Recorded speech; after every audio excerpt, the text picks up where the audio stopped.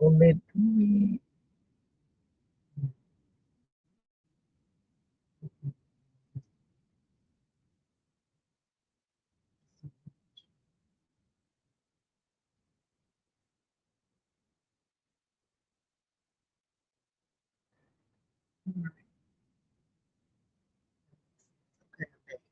Great morning. Look, we doing Bible study for the sun come up, Lord. You're getting that time in. No, not to be so nice to just bring it up.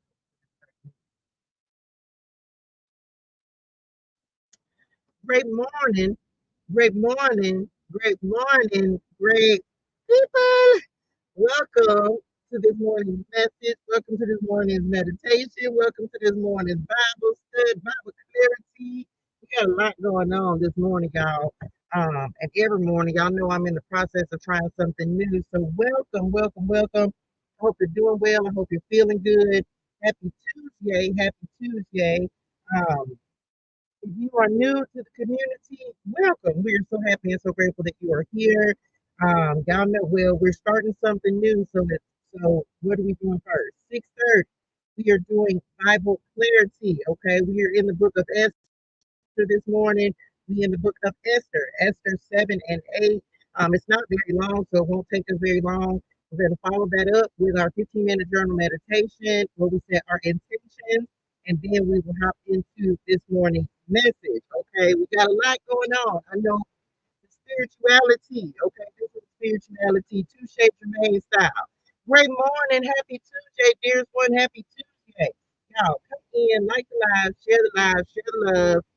Drop something in the chat that you're grateful for. Let's get in the flow of abundance. Today is an amazing day, and great and amazing things are going to happen for us today. We got a lot of stuff that's happening. I know it seemed like a lot, but it's really not. It only adds like 15 minutes to our day. Okay, so we are going to read Esther 7 and 8 this morning. If you are new to the Bible Clarity community, welcome. We're so happy and so grateful that you are here. But let me tell you right now, don't come over here with no religiosity and your spirituals because we ain't on that. Okay, we are here to read the word, discuss the word, and build relationships with the Lord, reading the Bible, two chapters at a time. Okay, so that is what we're doing first. So we're gonna go through the book of Esther, Esther 7 and 8. Y'all know I'll be giving commentary. Don't be judging me. Don't be no hater. Okay. Good morning, Cherie is checking in on the YT side of the street. Grateful for patience in the development of my spirit. Happy Tuesday, happy Tuesday, indeed and amen. Yes, patience is a beautiful thing. Patience is our iPop word of the week. Okay, iPop word of the week. The Lord is calling us to be patient in some things as we're developing, as we're growing, as He's teaching us and expanding us and elevating us. We are definitely going to have to learn some patience. Good morning, Blue Bayou. Good morning, Mimi. Grateful for new beginnings, indeed and amen. Thank you for sharing the live, honey, Wani. Great morning, Hilda. Great morning. Alive and well is a beautiful thing, ain't it? Everybody did make the wake up list. And we give God true story, give God glory. We made it. Okay, we made it. Okay. Um, once again, y'all, I just started this yesterday. I'm trying something new, so I'm gonna see how I feel about it and see how I gotta spend some time today really trying to break the videos up, break it into the different parts for everything that we're doing. I was recording Bible Clarity, but I decided to just do it first before we hop into this morning's message. And it only added 15 minutes or so to the day, to the show anyway. So I said, why not just try and do all at once? And then I'm gonna have to just go and try to work on editing it and then splicing it and putting it into different videos. So that's what I got to work on today after I go see my daughter. Okay. Thank you, Katie, for sharing the live. Here's what I'm so grateful for you. Jay Carl's in the building. What a dooski booski, true beauty. What's happening? Kind of whiny, okay? Let me see. Butter Leo, Mary, hey, dear one, says grateful for life and patience in dealing with my 94-year-old dad. Dear one, it requires patience. Sending you both so much love, light, and healing energy this morning, okay? Sandy is checking in on the YT side of the street. Grateful for doors opening. Can we say it? We received them doors opening, don't it? So congratulations on your new doors. your new beginning. I'm praying that we all have those in our lives. Okay. Well, let's do it. Let's get to it, y'all. Here we go. I said it, didn't it? I had already gave the Bible clarity for going. So we're in the book of Esther, y'all. We're in the book of Esther. Quick recap from seven and from what? 5 and 6 that we read yesterday. So Esther made a request to the king, right? So she made the request that he and Haman, I got to change my alarms now because I hear it different time. So he and Haman attend a banquet. Um, because she planning on talking to the king about some things, right? Haman has a plan to kill Mordecai, but then the king come around and he honors Mordecai. Why? Because Mordecai overheard the eunuchs plotting against the king, and he told the king, and then the king asked Haman, "How do you think I should honor the person who made me please me?" Haman thought it was him, so he said the reward that he wanted to receive, thinking that the king was going to honor him turns around, the king then wasn't honoring him. The king was honoring Mordecai. So now we're going to jump into Esther 7. The king executes Haman. Y'all ready? Y'all like the lie, share the love. What they say, when you dig one ditch, you better dig three, because baby, you gonna catch it. Okay, hold on. Let me let Jesus take the wheel. Literally, y'all thought I was playing. Hey, this how Jesus take the wheel.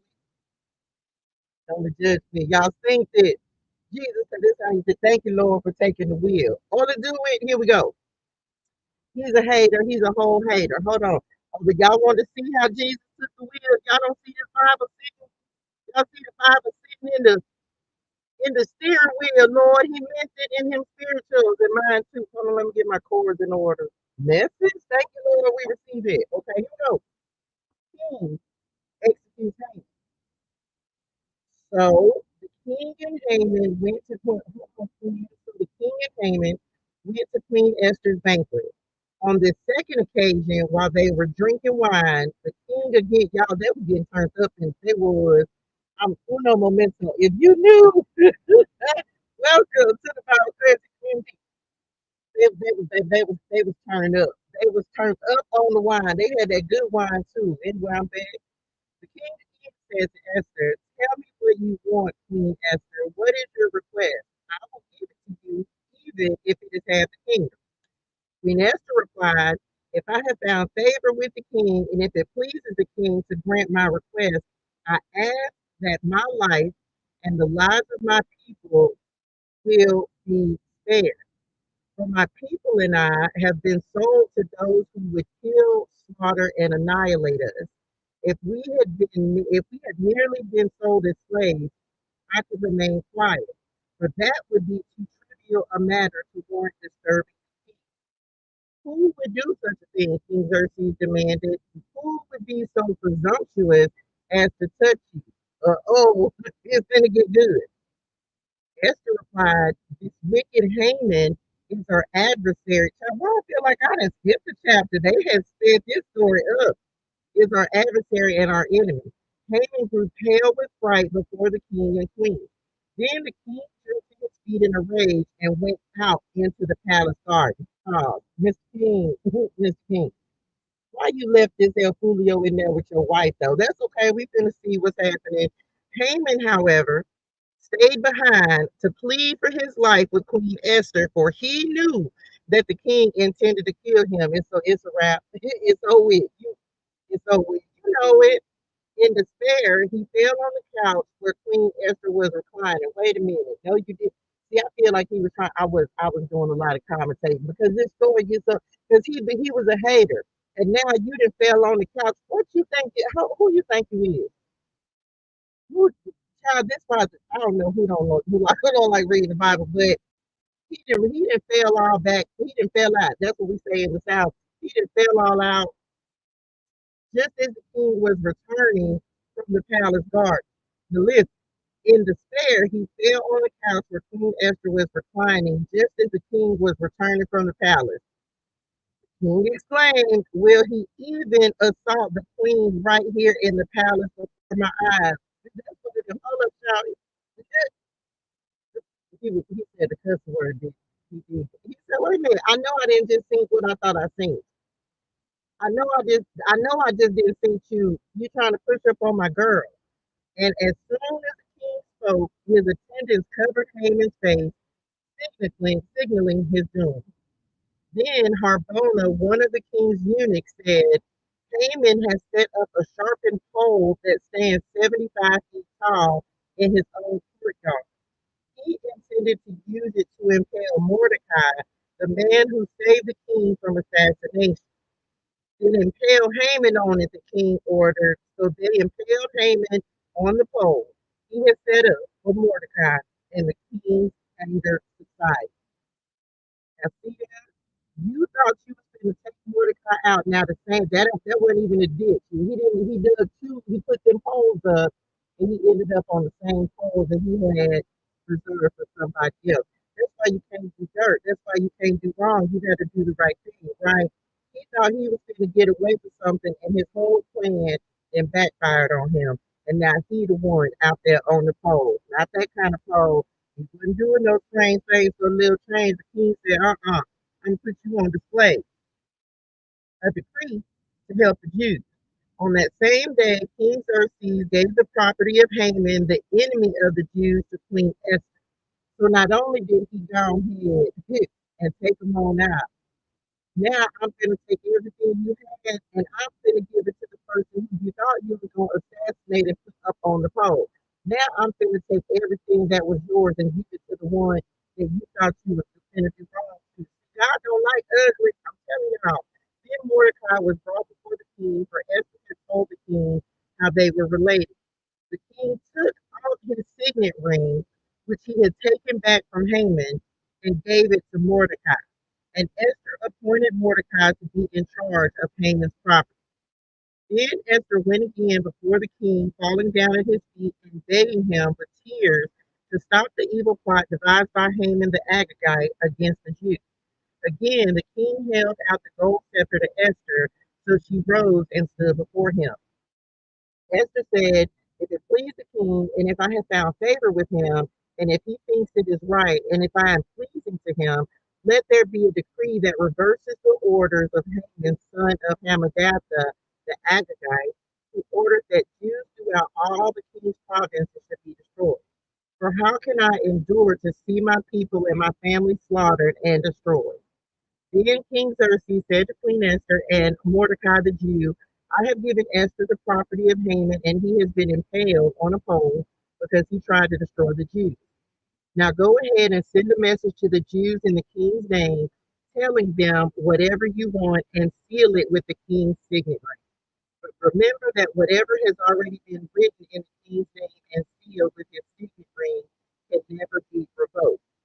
So on June 25th, the king's secretaries were summoned and a decree was written exactly as Mordecai dictated. It was sent to the Jews and to the highest officers, the governors, and the nobles of all the 127 provinces stretching from India to Ethiopia. The decree was written in the scripts and languages of all the peoples of the empire, including that of the Jews. The decree was written in the name of King Xerxes and sealed with the king's signature. Mordecai sent the dispatches by swift messengers who rode fast horses, especially bred for the king's service. The king's decree gave the Jews in every city authority to unite to defend their lives.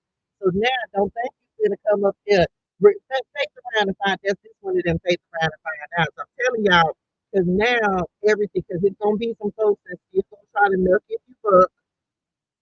Milk if you that's what that is. Somebody, it's going to be, had a little milk if you look at his spiritual. He had it, but guess what? Yeah, we knucking and bucking and ready to fight. Okay, take around and find out. They were all allowed to kill, slaughter, and annihilate anyone of any nationality. Nationality, okay, I'll say, or province who might attack them or their children and wives, and to take the property of their enemies. The day chosen for this event throughout all the provinces of King Xerxes was March 7th of the next year. A copy of this decree was to be issued as law in every province and proclaimed to all people so that the Jews would be ready to take revenge on their enemies on the appointed day. So urged on by the man, the messengers rode out swiftly on fast horses, ready for the king's service. The same decree was also proclaimed in the fortress of Susa. Then Mordecai left the king's presence, wearing the royal robe of blue and white, a great crown of gold, and an outer cloak of fine linen and purple. And the people of Susa celebrated the new decree. The Jews were filled with joy and gladness and were honored everywhere.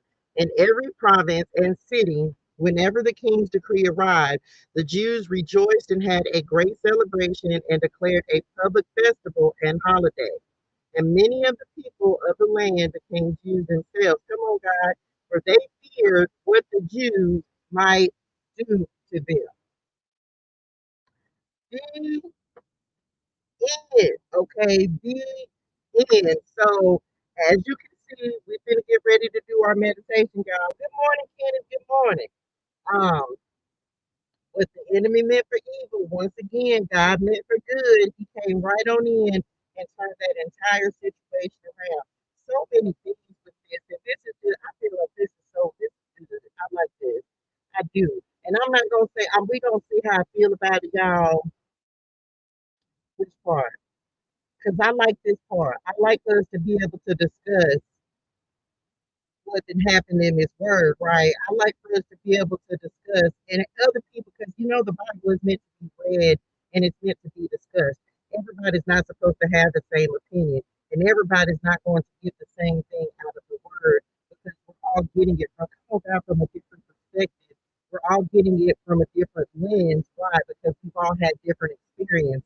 One thing I think that we can relate to is that when when you did there because we talked about this, we touched on it yesterday, but we didn't go very far with it. There's some people that come on, guys, there's some people that tried to set you up and thought you were gonna fail. There's some people that been working against you. The enemy been sending his little minions. The enemy been trying to put all these obstacles and paths in your and blockades and all these things in your way. But can we just say that when God means a thing to happen, He is going to make it happen, and there's nobody who can stop it. And it doesn't matter how slick you think you are. It doesn't matter how much authority you think you have. If God wills a thing, then it's God's will, and it's going to be done.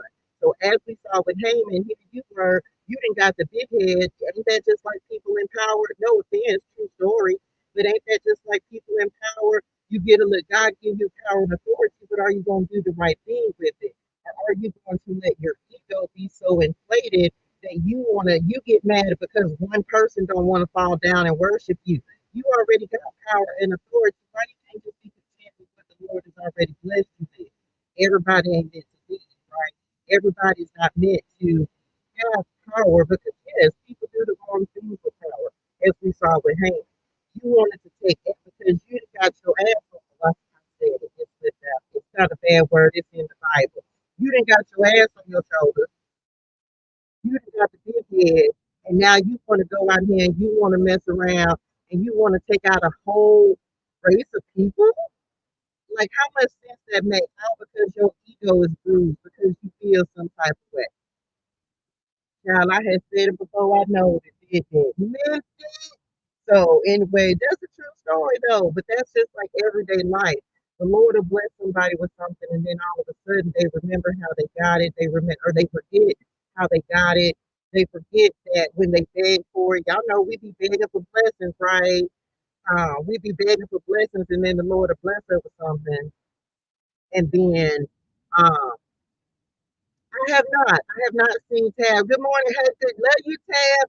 I have not seen Tab's video yet about the tomato plants, but I will definitely watch it once I'm done. Okay. Mordecai's symbol of Holy Spirit wisdom to guide you, tell you God will make it right. Listen, I will say this. There's so much, and we're not done. We only have 2 more chapters of Esther, which we will finish and we'll read that tomorrow. But I will say this: the Lord put and I talked to somebody about this the other day because I saw something. Matter of fact, I know what it was. I saw something, and it literally was talking about, the Lord will put you in position for something. The Lord, come on, God, the Lord put Esther in position, but it wasn't even for what she thought. She thought she was just going to be a concubine. Can we have a real conversation about the Bible? Because what I don't do, I don't, let me tell whoever, I didn't already say, don't come over here with no religiosity to your spirituals. Y'all got your favorite adult beverage. I feel like we're not going to meditate today. Yes, it's important, but somebody might, because this is more important to really be able to discuss the word. So I receive it, whatever he would have me do, that's what I'm going to do, right? The Lord. So Esther thought she was just going into the palace to be queen, to be a concubine, to only sleep with the king one time. One time. And unless he found he liked her, he would not call her to come back again. Just so happened that the Lord had bigger plans for Esther. Does that make sense? He had a bigger purpose for her, but that's just like us. You may come on, God, you may think that that little thing that you're doing, that little thing that little seed that you sown, that little seed that you planted, you may think that that's the only thing that it's for, but what the Lord has given you, He can multiply it and make it worth so much more, make it so much more important, even if you don't see the full value in it at first. Yeah, she thought she was just going to lay up with the king tonight or two, a night, right? 2 years, first of all, can we talk about 2 years worth of preparation?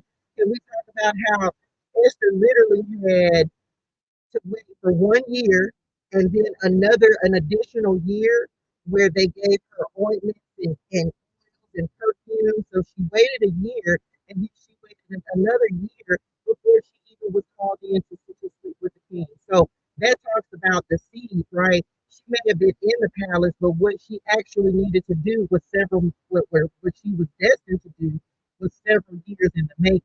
Remember, we talking about patience, right? She wasn't mad as she was waiting on because she thought that that was her purpose, just to go and be with the king, right? But she wasn't mad because in that time, just like us, God is preparing us.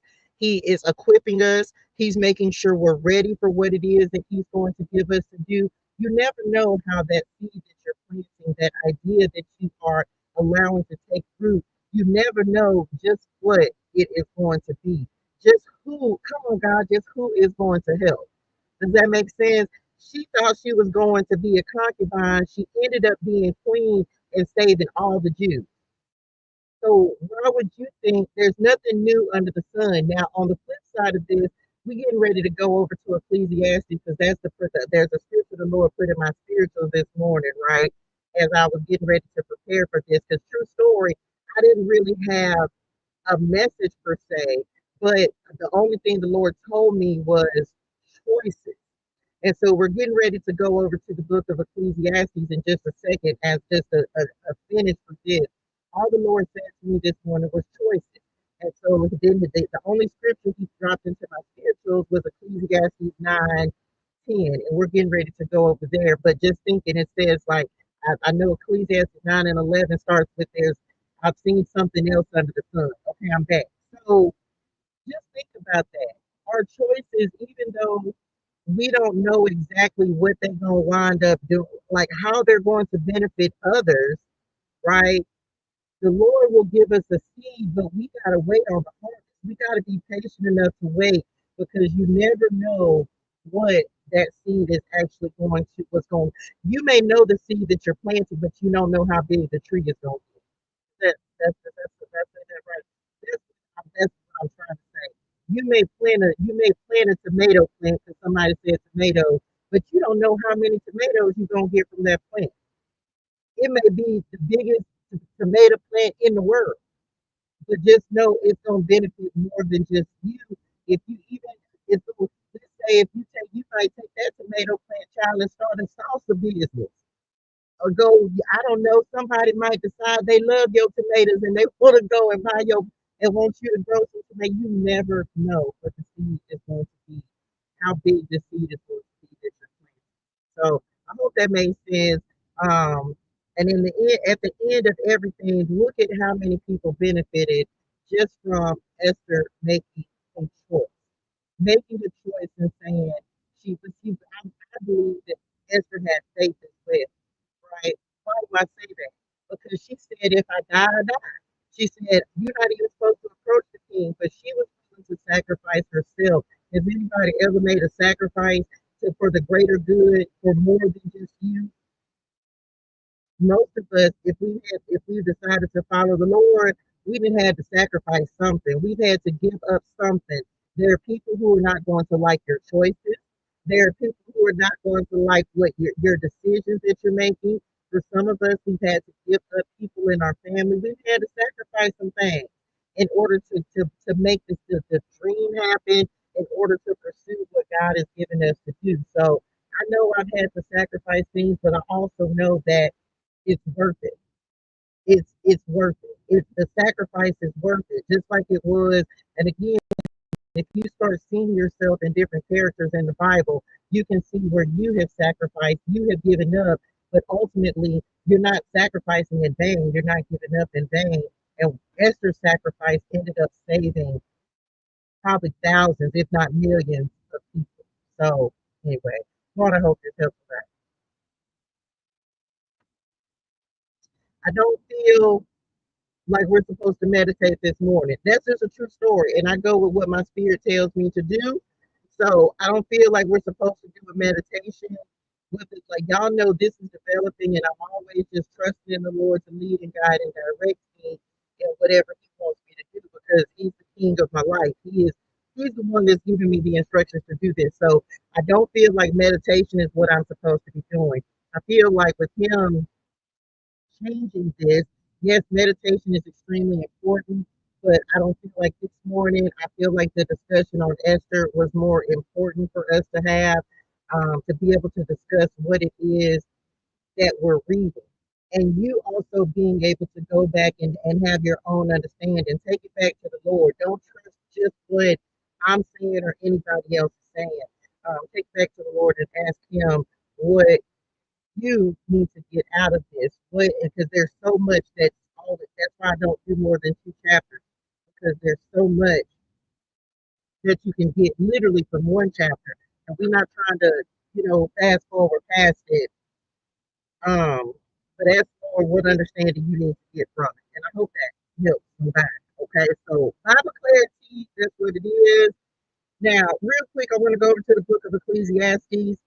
Um, because what we talk about this morning, drop this in the chat. I want to do it. Let's get into the message this morning. I know it ain't 7 o'clock, but just what I feel in my spiritual, so we can only do it.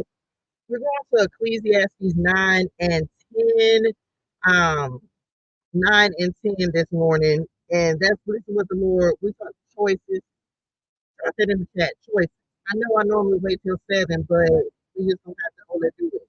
Whatever you Ecclesiastes 9 and 10 says. Whatever you do it well. Doing it and doing it and doing it well. As we're talking about patience, right? Me and the Lord been having some conversations about which part do I want? Which part? Let me turn this off. I can hear the music playing in the background. We've been having some conversations about choices. But ultimately what the Lord been talking to me about is whatever you do, whatever your hands find to do, whatever your work is, whatever your assignment is, whatever you choose to do it well and put your all into it. Right. The Lord check me in my spirituals of me this morning because here the Lord has given us a choice. I feel like some of us are at a crossroads and you'll know this is your either if this is your message, then you'll know the Lord is putting us at a cross. It's like we're at a crossroads where we have to make a decision. Are you going, oh, that's a whole message for another day. Are you going to go all in? Because I think for some of us, that's what's holding us back. Are you going to go all in on what the Lord has given you to do? Drop that in the chat, all in. I feel like that's a whole nother message. That could have been the title of today's message, all in. Because if you're going to go all in, you got to make that choice to do that. And it's like, you got to make it now. Right. Because I talked to someone yesterday and I said, I feel like, and I think I told y'all as well, that I feel like the Lord is speeding up some timetables, right? I feel like the Lord is speeding some things up and bringing things in a little quicker, but it's happening based upon the choices that you're making. It's happening based upon the following the calling of your soul. I spent some time. I'm gonna tell him I was arguing with y'all. I spent some time. We was having a discussion. It wasn't an argument. It was a discussion. And then at the end of the day, y'all, it was so funny. After I got done saying what I did say with an attitude, meant it. I love y'all, but I meant that in my whole spirituals. After I got done talking to Spirit them this morning, because I had to make a choice myself, and I said I'm all in. I'm all in on my dreams. I'm all in on my goals, all in on what the Lord has already told me to do. So I told my angels, my spirit names, my ancestors, my ascended masters, my spirit guides, right? I said, listen, I don't want to go do stuff that I don't, because I'm not in this. Can I just say this to somebody? And maybe somebody understand this, maybe they won't. I'm finna read this scripture in a second. Uh I'm done being miserable. Can anybody say I'm done being miserable? I'm done being miserable. I'm done being unhappy. I'm done not being at peace. And I had to tell Spirit Now this morning. I said, I tell you what, it took me a long time to get out of the mindset of doing stuff that makes me unhappy. Anybody ever been in something or just done something, a relationship, a job, Lord, and you just miserable, and every day that you have to do it, you just can't stand it? I'm just saying, sometimes you wake up, and not everybody, but I done been there. I ain't never hated nobody, but you ever just been in a relationship and you wake up and you look at a person and you be like, I just really don't even know what I'm still doing here. Like, why am I even still dealing with you? Like, I'm just not even interested. I ain't never hated nobody, but you know when something has worn out, like you just like, this just ain't for me anymore. You ever been at a job? That a pen I was looking for. You ever been at a job and but you bad about going back to work the day before? Like, you ain't even want to. You be like, man, I can't stand. I was finna cuss a word. Insert expletive. Um, man, I can't stand this job. Y'all said it. I heard y'all say it in your spirituals. That's okay. Say it in your spirituals. Say it with your chest, right? I told the Lord in Spirit name this morning. I say, Daddy, listen at me. What I'm not gonna do is go backwards. What I'm not going to do is force myself to be miserable, because this is something that I know for a fact. If you don't like what you're doing, you're not going to continue to do it. And it's going to make you feel worse and worse and worse. And I just can't do that. I spent so much time doing that I just cannot go back into that seat. I can't go back into that mindset. I can't go back into doing what I don't want to do. So I feel like the Lord is giving us choices. Like right now, he's giving us choices. He's making us decide, are you going to make yourself happy? Because most of us, let's keep it a buckles, right? Most of us have spent so much time making other folks happy. Which part? I'm going to say it because I'm going to say what I'm going to say. Can I just tell somebody that there's some other folks that's going to be uncomfortable with your position of elevation? What you say, Touche? It's some folks that's going to be uncomfortable with your position. It's some folks that you gonna make uncomfortable because of the decisions that you're making. It's gonna be some folks that's uncomfortable, and this the thing: you can't make moves based on somebody else's comfort level with you. Does that make sense? I hope that makes sense to somebody.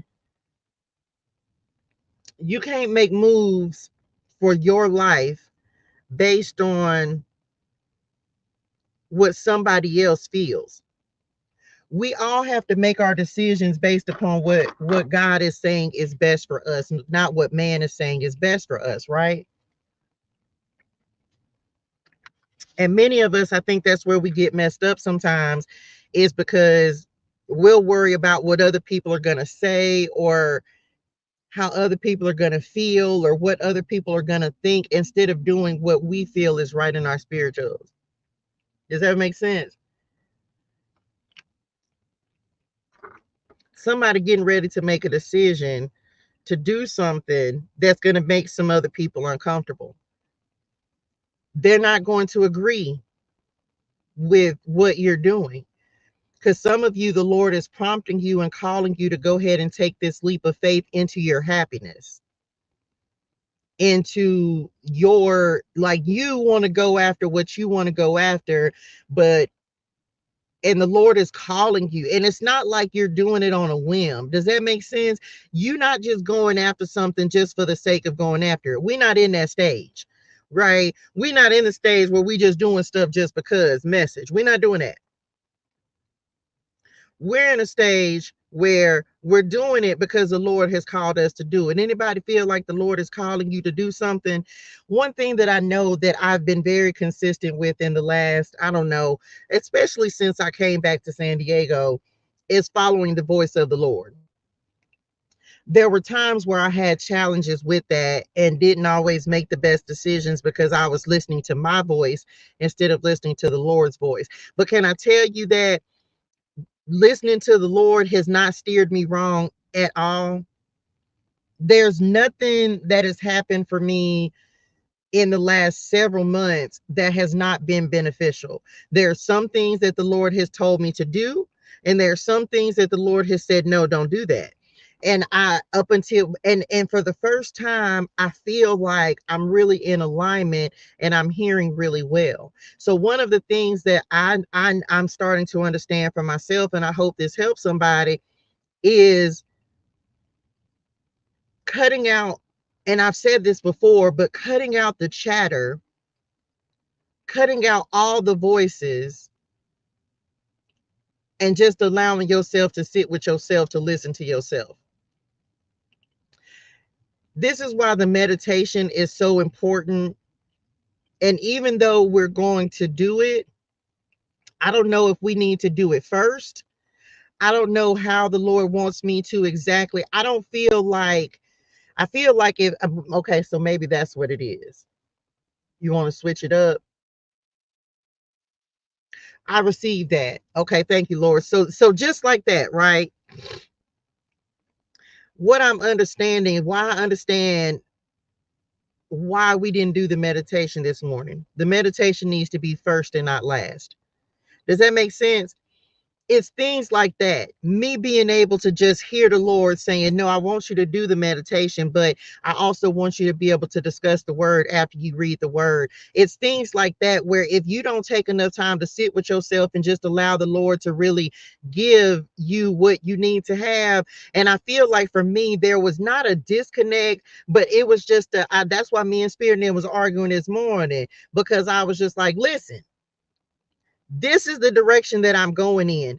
Your spirit names, your angels, like I said yesterday, they can't make you do anything. And I I am a person that I will make I have made decisions based upon other what other people need. But what I told the Lord this morning in prayer was, Daddy, this is a season of me. This is a season of me being selfish. And I don't mean selfish because I give of myself and I serve every day that I'm coming up here.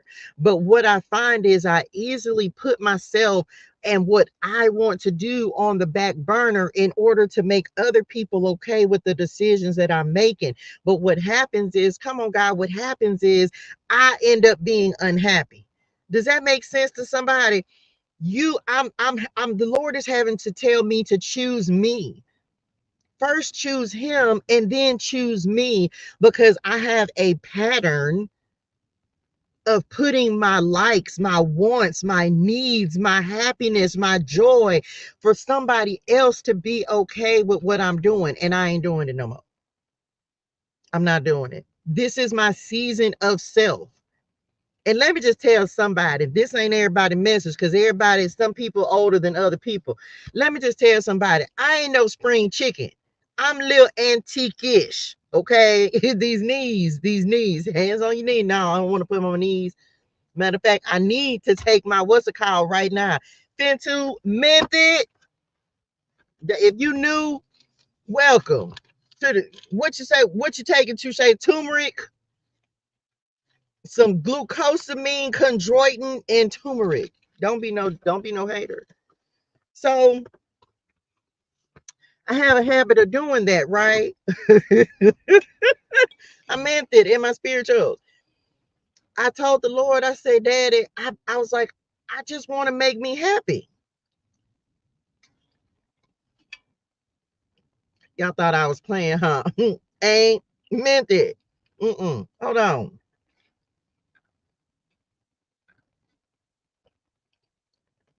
Well, they already know who I am. They not new. Well, if you knew, welcome to the community. We so happy and so grateful you were here. Because I'm finna be sitting down for these 2 hours. And when I stand up, them knees gonna say, you forgot. Thought I was gonna be ashamed to take them. Wouldn't.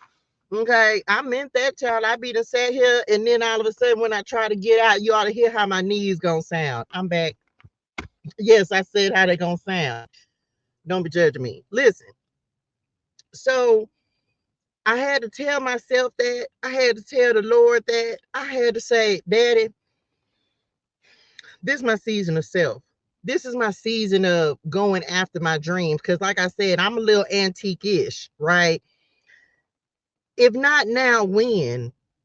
I had to start just telling myself, like, okay, when you going, like, are you really going to pursue and go after what it is that you feel like you're being called to do? And if not now, when? Because, baby, I don't know if I have as much time ahead of me as I got behind me. So if you don't, since we don't know when the Lord gonna call us to be a spirit now, I feel like we need to make sure that we making some choices now, some decisions now that are going to put us in a position to really follow our dreams.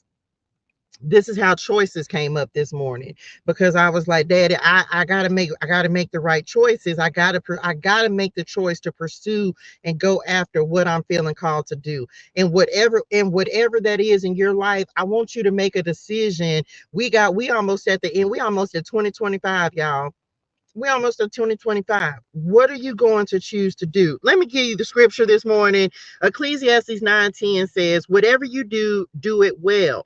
For when you go to the grave, there will be no work or planning or knowledge or wisdom. I have observed something else under the sun. The fastest runner, and we had 9/11 the other day, the fastest runner doesn't always win the race, and the strongest warrior doesn't always win the battle. The wise sometimes go hungry, and the skillful are not necessarily wealthy. And those who are educated don't always lead successful lives. It is all decided by chance, by being in the right place at the right time. Message. Are you going to choose? And this is my first time. This is not highlighted in my Bible. Right. So this means I have not read in this particular Bible. I have not read Ecclesiastes, the book of Ecclesiastes. In the other one I have, but in this one I have not. And so this is the Lord been talking to me about. You got to choose. You got to choose. You got to choose your dreams, your happiness, your success, your wealth, your independence, your freedom. Are you going to choose you in this season? We've been to pull some cards. Let me highlight this real quick so I know that I have read at least this part. Are you going to choose you in this season? So that's why we're talking about choices today. And speaking on Esther, because she had to choose. And the choice she made had to do with her life, but it also had to do with the lives of so many other people.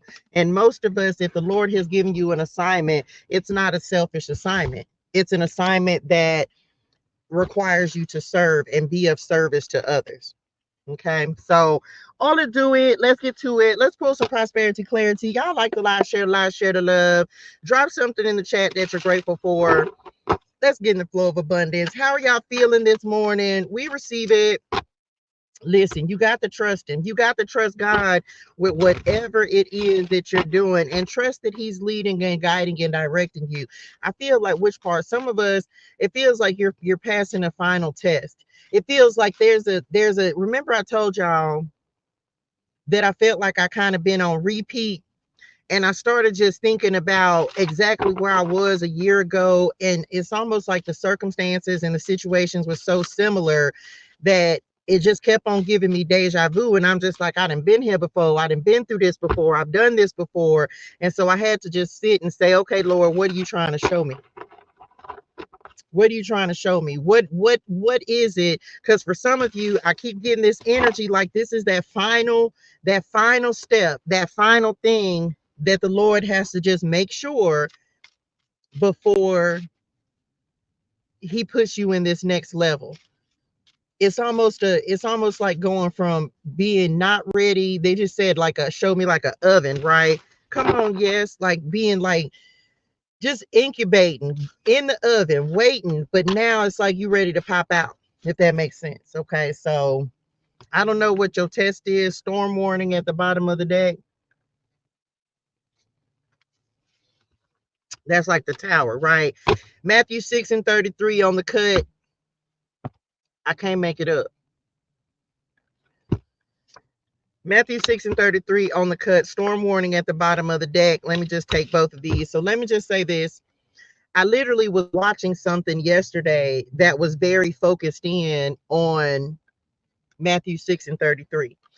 Um, some of you have new teachers that are coming into your life. New, and when the student is ready, the master appears. Okay. So some of you have new teachers that are coming in, and why? It's in alignment with, because first of all, you're ready for it, right?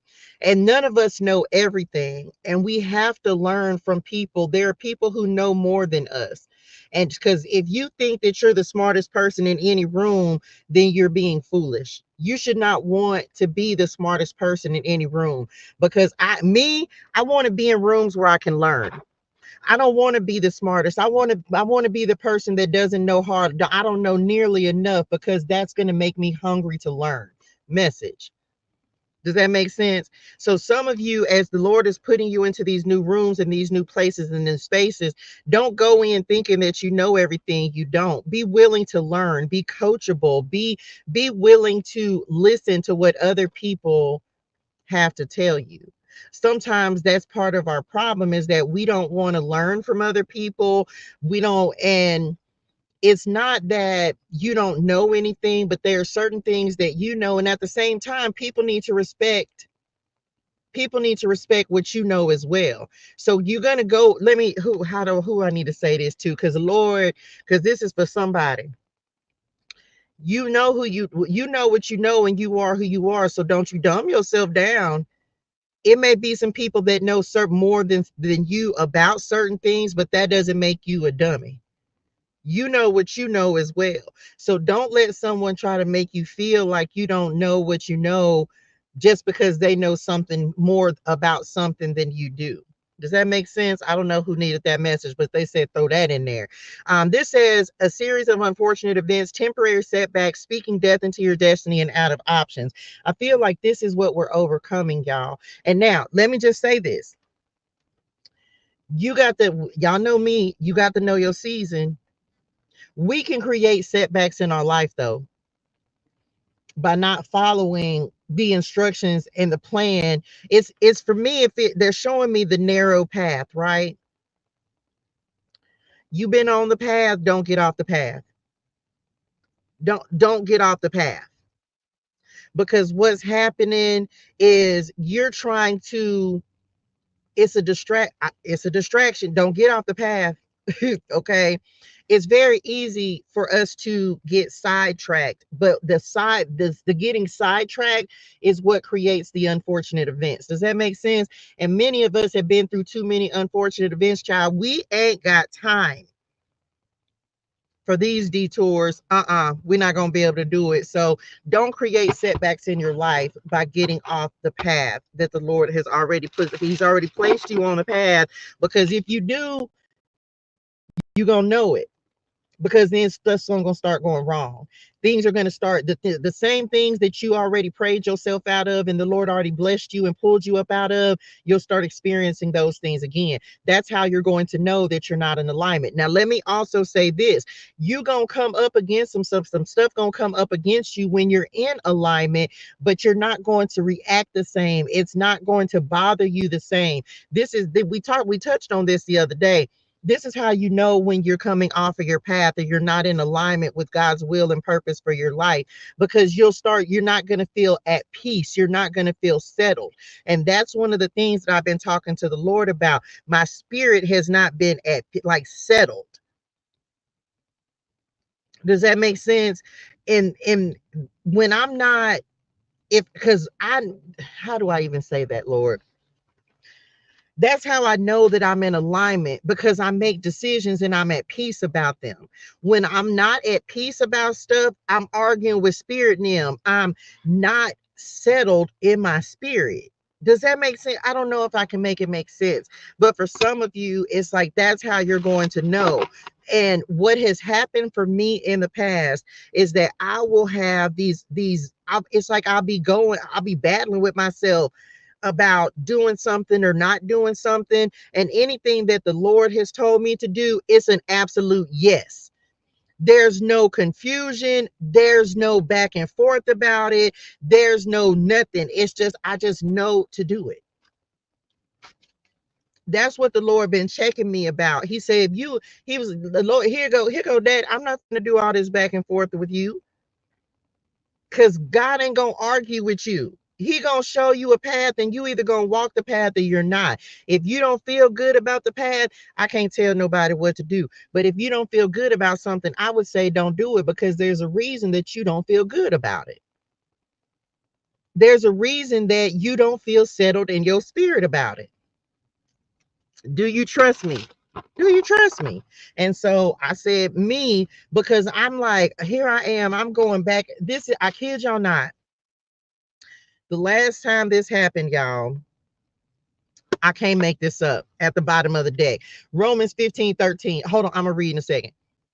The last time this happened, I ended up taking a job. This was just a few months ago. This was in May. And everything was telling me not to take this job, y'all. Everything was it was so challenging. It was now, listen, it served its purpose. It did. It served its purpose. But y'all, everything about it was complicated. Everything.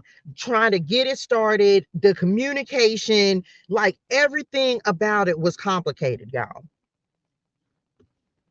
But I did it anyway. I did it anyway. And everything, and I was having this same back and forth, back and forth, back and forth. And I did it anyway. And what ended up happening as a result of it was this: it was chaos. I was unhappy. I was tired. I was miserable. It was just not what I was supposed to be doing. Why? Because I had gotten off the path. I had gotten off track with what the Lord had told me to do. It served its purpose, and I'm grateful for that, because it did what I needed it to do, but it also took away from what I was supposed to be doing. This is a true story. And I find myself, and even as I'm receiving revelation for what I'm going through as well, it's me finding myself going right back through this same cycle again. And people wouldn't like, I can't make people understand how when the Lord shows me to do something or tells me to do something, it's easy, y'all. It's easy. It's not me trying to, I'm not frustrated about it. The best example that I have right now, y'all, is, and because I don't have anything else, is every time that I was supposed to go to the Jennifer Hudson show, it was easy. If I don't have the money, God made a way. I didn't have the clothes, God made a way. I didn't have the resources, God made a way. I didn't have to do anything. God said, here you go. Go to LA. Okay, Lord. But I find myself putting myself into these positions where, look at the sun coming up. I find myself putting myself into these positions where I'm not allowing God to drive. May the God of hope fill you with all joy and peace as you trust in him, so that you may overflow with hope by the power of the Holy Spirit. Somebody might need to go read Romans 15:13. This may be your answer to your prayer. I receive it. I feel like I need to go read it today,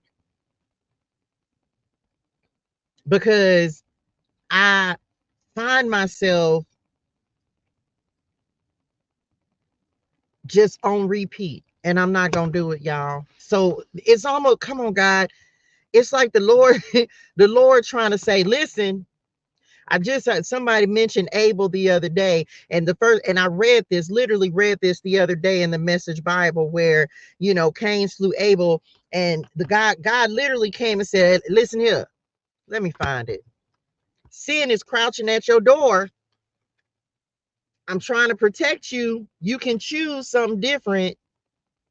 Sin is crouching at your door. Now, you can have I don't know what your definition of sin is, but for me, this is a temptation. This is a temptation for you to be in control, for you to try to do it yourself. If you said you're going to let me lead, then let me lead, because you're getting ready, but not this time. So I hope that this message today, because what I feel like, I know this is prosperity, clarity, but take it how it resonates in your life, in whatever area of your life that it fits. Pay attention. Somebody said something about feeling blocked yesterday. I felt that. But the Lord made me understand why I felt blocked. It's almost like I had I don't want to say cut off, but it was like you're listening to yourself versus listening to the spirit. Does that make sense?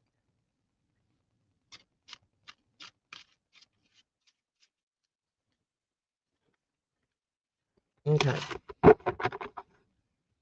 Because again, anything that the Lord is going to do in your life, it's easy, y'all. It's easy.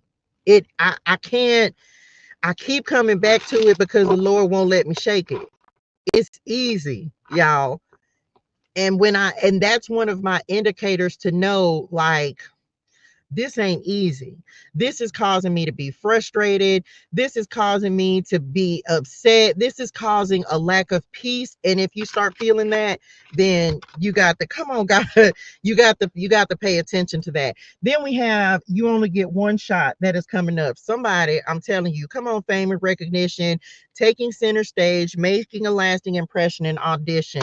It feels like anytime we get, I receive it. That's all I can say. I don't know what your one shot is. This is because this is the thing. Some of y'all about ready to give up on your dream. Didn't we talk about going back into comfort yesterday? Then we talk about taking the easy way out yesterday. The Lord never said that this path that we walk in was going to be easy. He never said that he never said that you're not going to have to give up. But let me tell you something, but I hope this is making sense, because people will be like, well, you're contradicting yourself. No, I'm not. No one ever said that you weren't going to have to sacrifice in order to get you. You might get one shot, but are you going to be in the right place at the right time? Are you going to put yourself in something or make a choice that's going to take you away from following your dreams, following your aspirations, following your heart?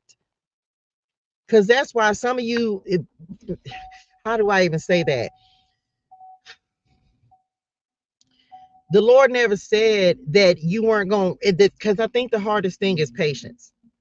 is waiting on the dream to manifest, waiting on things to happen in divine timing, waiting to get things we want it now, but it's not going to be a now. You're going to have to keep building and growing and expanding. And they're giving me the example of it's the difference between me doing a live show in April versus doing a live show in August. Do you know how much the Lord can bless me for between then and now?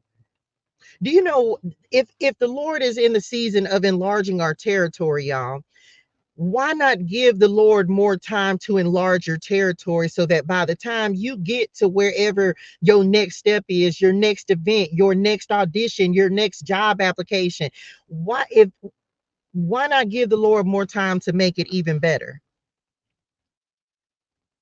Does that make sense?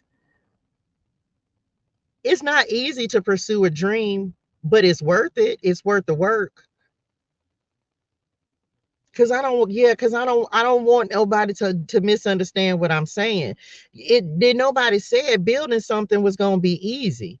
The Lord never said it wasn't going to come with sacrifice. He never said that it wasn't going to come with difficulties and challenges, but we have a choice of making things harder on ourselves. And I think sometimes we choose to make things harder because we start trying to do it our way. And when the Lord says, listen, if you will just do this thing in the way that I'm laying out for you, that doesn't mean you're not gonna have to work. But I think the difference is loving what you do versus just doing something for the sake of doing something and thinking that that's going to be the better way. No, that's the easy way. That's not the God way, because what God is giving you to do, you're going to love to do it. You're going to love to do it.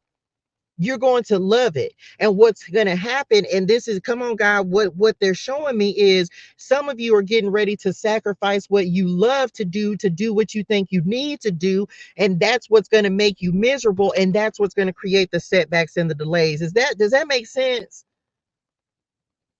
Does that make sense?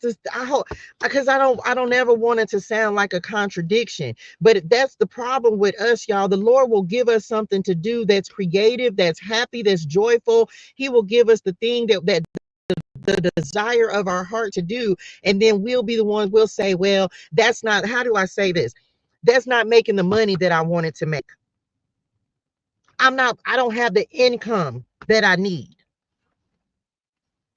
I don't have the comforts that I want. But I love what I do. I may not have the house yet. I may not have my dream car yet. I may not have all of the comforts that I want yet. Lord, I feel emotional in my spirituals, y'all.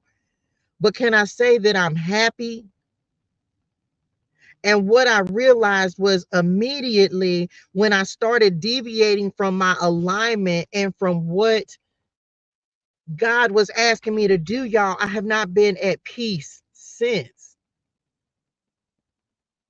I had already started to get frustrated and I hadn't even done anything yet, because immediately I found myself feeling like, man, man. And the happiness that I had, this me understanding myself, right? Because I've spent so much time with God and so much time with myself, I know myself. And as soon as I started thinking about having to compromise me in any way, it made my spirit not be at peace. Hmm.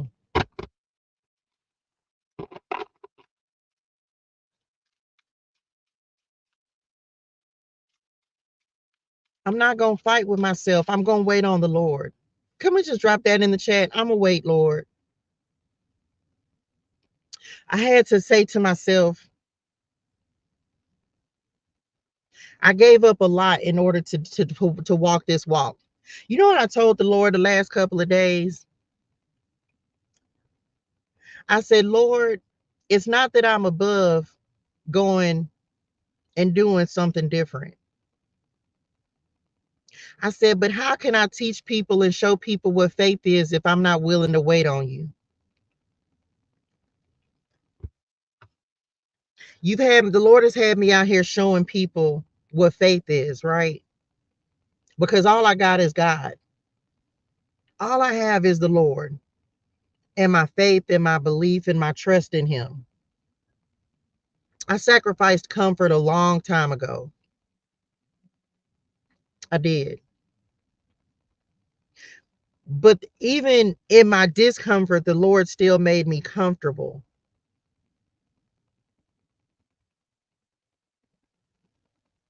I still feel good about getting up and putting my makeup on every day. I still feel good. Y'all see, I got a gift and I'm still trying to, like, even in my, come on, God, even in my discomfort, the Lord has made me comfortable. And so I had to just tell the Lord I'm sorry, because I found myself complaining. And right now, this morning, y'all, when I pulled up, there was a person where I normally park when I'm over here. There was a person that was laying on the ground. And I said, even in my, and it's cool outside in California, it's starting to cool down. It's 57 degrees today. And I had to tell the Lord, I'm sorry, because I had to realize that even in my discomfort, the Lord made me comfortable. Message. And so I said, Lord, I can wait. I can wait. Because what I won't do is, I told the Lord, I said, Daddy, if I said, how can I teach people about faith if I'm not demonstrating faith?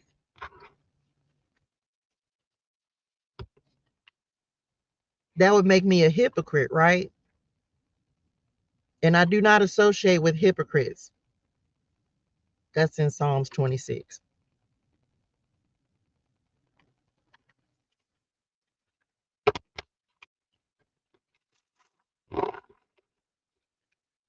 I hope that, I don't even know why that particular message came up, but I'm gonna wait, Lord. Okay, what else? Because he really is. I think for some of us, that was the test of faith that we have to go through. Like, are you, once again, are you going to compromise your faith? Because again, if you take it out of God's hands, then it's almost like you having to start over. And that's what I felt like I was doing. It's like, man, I'm starting over. And I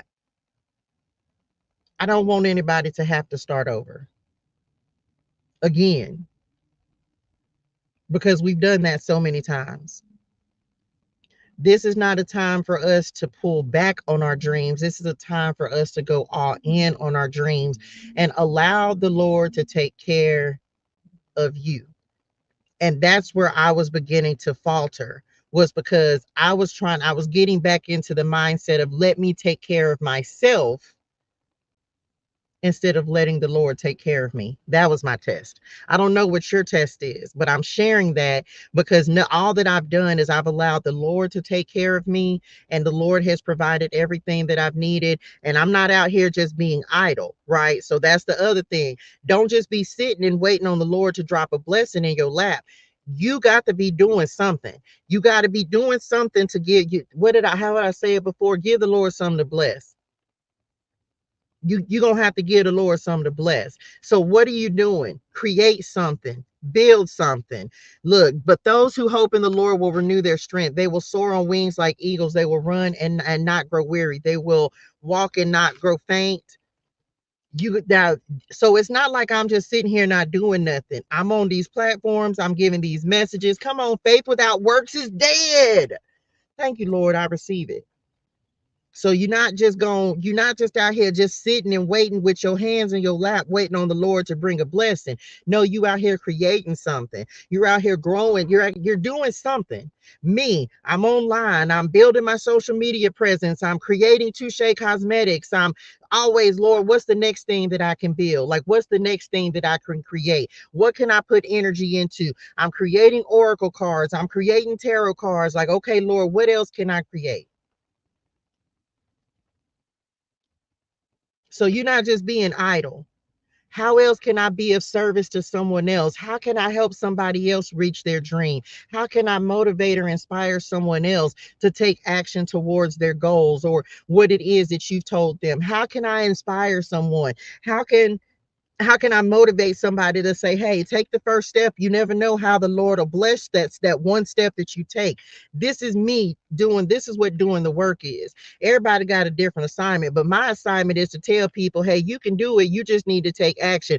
Hey, yeah, I know it's hard, but guess what? If some folks got a little harder. So if you got this, be grateful, but go do that. No, we're not going to sit on this seed. We're going to plant it. Even if we don't know what the harvest is going to be, how big the harvest is going to be, we still gonna do it anyway. Me, okay, Lord. Well, you know what? Here I got Touche Cosmetics. I'm gonna keep investing in that. Me this morning. You know what, Lord? Can I? And I don't. I'm not even gonna say it. I'm not gonna, because the Lord ain't giving me. He's not giving me. But the Lord is saying, listen, go look in a different direction. Some of y'all, what you're gonna have to do is whatever your dream is, whatever your passion is. How can you invest into that? How can you learn what you need to learn in order to be the best at what the Lord is giving you to do? That's in alignment with your dreams, your hopes, your wishes, your desires of your heart. How can you educate yourself? How can you certify yourself? How can you do, what action can you take that's also in alignment with your dreams? That's for somebody, because you've been thinking about it. And the Lord is trying to show you what is necessary for you to make it happen. If you're going to do it well. Whatever you find to do it well. Be the best at what it is that you do. So can nobody come and say, oh, there's somebody better. No, you're going to be the best at what it is the Lord is giving you to do, whatever that is for you. Okay. What else? I love my papa. I love you, papa. You know who got me right this morning, y'all? My papa in the spirituals. Because I was tired of arguing with my mama. I was tired of arguing with my mom. And I told mom, I was like, I don't even want to talk to you no more. I was like, I just started talking to papa. True story. Because I was just like, papa, I was like, I understand what they saying, but they got to hear what I'm saying too. Unexpected resources, manna from heaven, lucky break, and heavenly help. When I told when I told them, I said what I had, the final thing that I had to say this morning. I was like, I'm done. And I said, instead of you saying this, that, and the third, I say, why don't you go help me grow in what I'm already doing? No sooner than I said that, I ended up getting a text message from my daughter. And the first two words were LOL. Okay. Because this is not their life to live. This is your life to live. But you have help. I think I mentioned this to somebody. You know what I'm saying? Don't be so don't. I don't want this to sound bad, but take it how it resonates in your spirituals. Uh,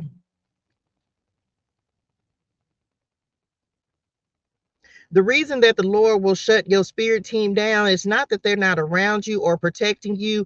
It's not that they can't help you, but sometimes the Lord won't let them help you. Don't become dependent upon your spirit team. Does that make sense? And I hope I said that the right way. You got to be dependent upon God. And because sometimes, and this is me, I've been guilty of this before, where I'm depending. This is, I don't want to call it, well, I don't really believe in, I mean, you say what you want to say, if you how you want to feel. I'm not here to talk about idol worship or none of that.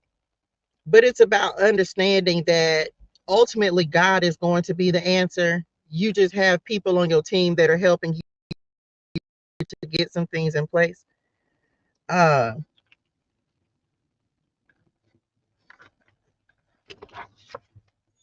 because they can't do it for you. They can't do it for you.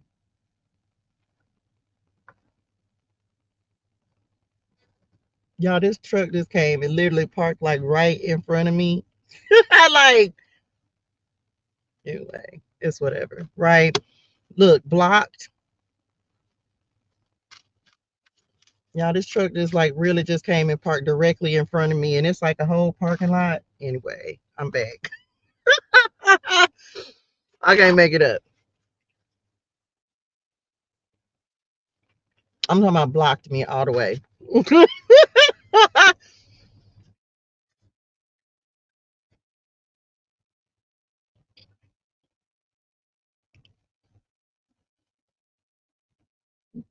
For real.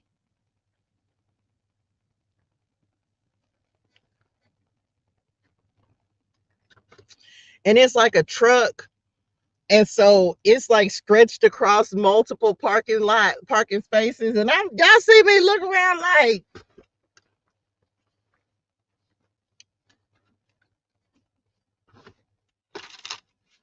I don't know. It's obstructing my view. Let me say that.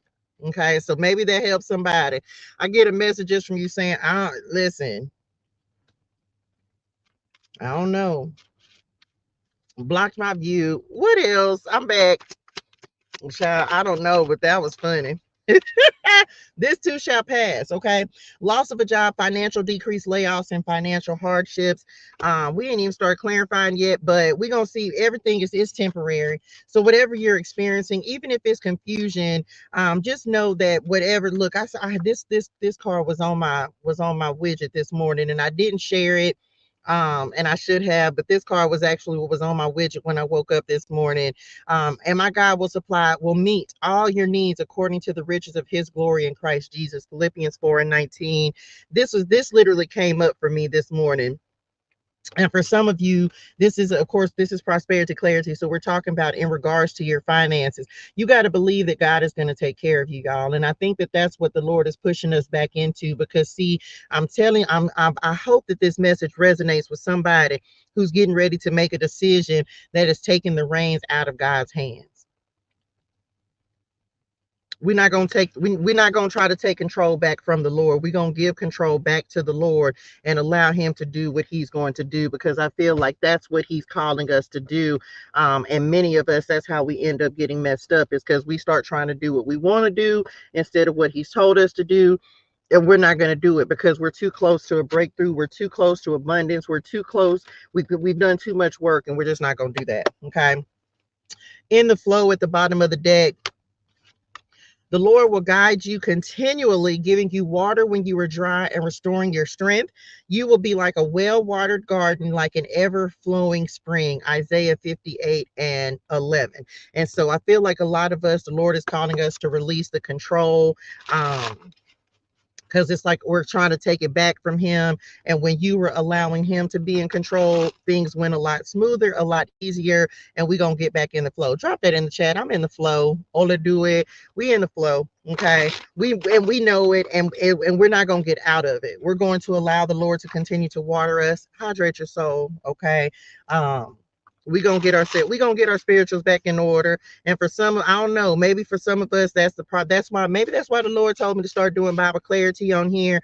I don't know if you hadn't been reading the word, discussing the word, building a relationship with the Lord. I'm not sure, but we getting our spirituals back in order. Okay, we in the flow. That's it. We in the flow. Because that's the thing. I don't want, because this is a coming up between Matthew 6:33 and the storm warning. That's the difference between being in God's flow and being in our own flow, is what? Chaos. Okay, chaos. So we're not having that. We're not doing it. Mm-mm. Come on, ears to hear in the spirit and divine intervention at the bottom of the deck. I'm not gonna take them. I probably should have, but let's see what else. Okay, here we go. What else, Lord? Y'all like the live share the love. Let's see what else. Somebody, y'all, which part? I could talk about it. This to say, yesterday I was talking to Shay, and as she's, y'all, as we are growing and expanding and doing things, I told y'all yesterday that I have the live show that's coming up in August, right? And so, this is the third, I think her saying this yesterday was like the third time that I've heard about Miss Cleo. that I've heard about Miss Cleo. Now, I was a little girl when Miss Cleo was out and about doing her thing, and I don't really know a lot about Miss Cleo, but I will say this: some of you, because I know that this is part of my assignment, and I can say it, and I can say it with confidence, because it's not the first time that I've heard it, right? Um, I don't know what ended up happening with her, but I will say this: I think that she was on the right target. I think that she was on the right track. What ended up happening, I don't know, because like I said, I was little, so I don't really know what the situation was. Message. Um, but some of you, it's like you, which part do y'all want me to talk about since y'all brought this up?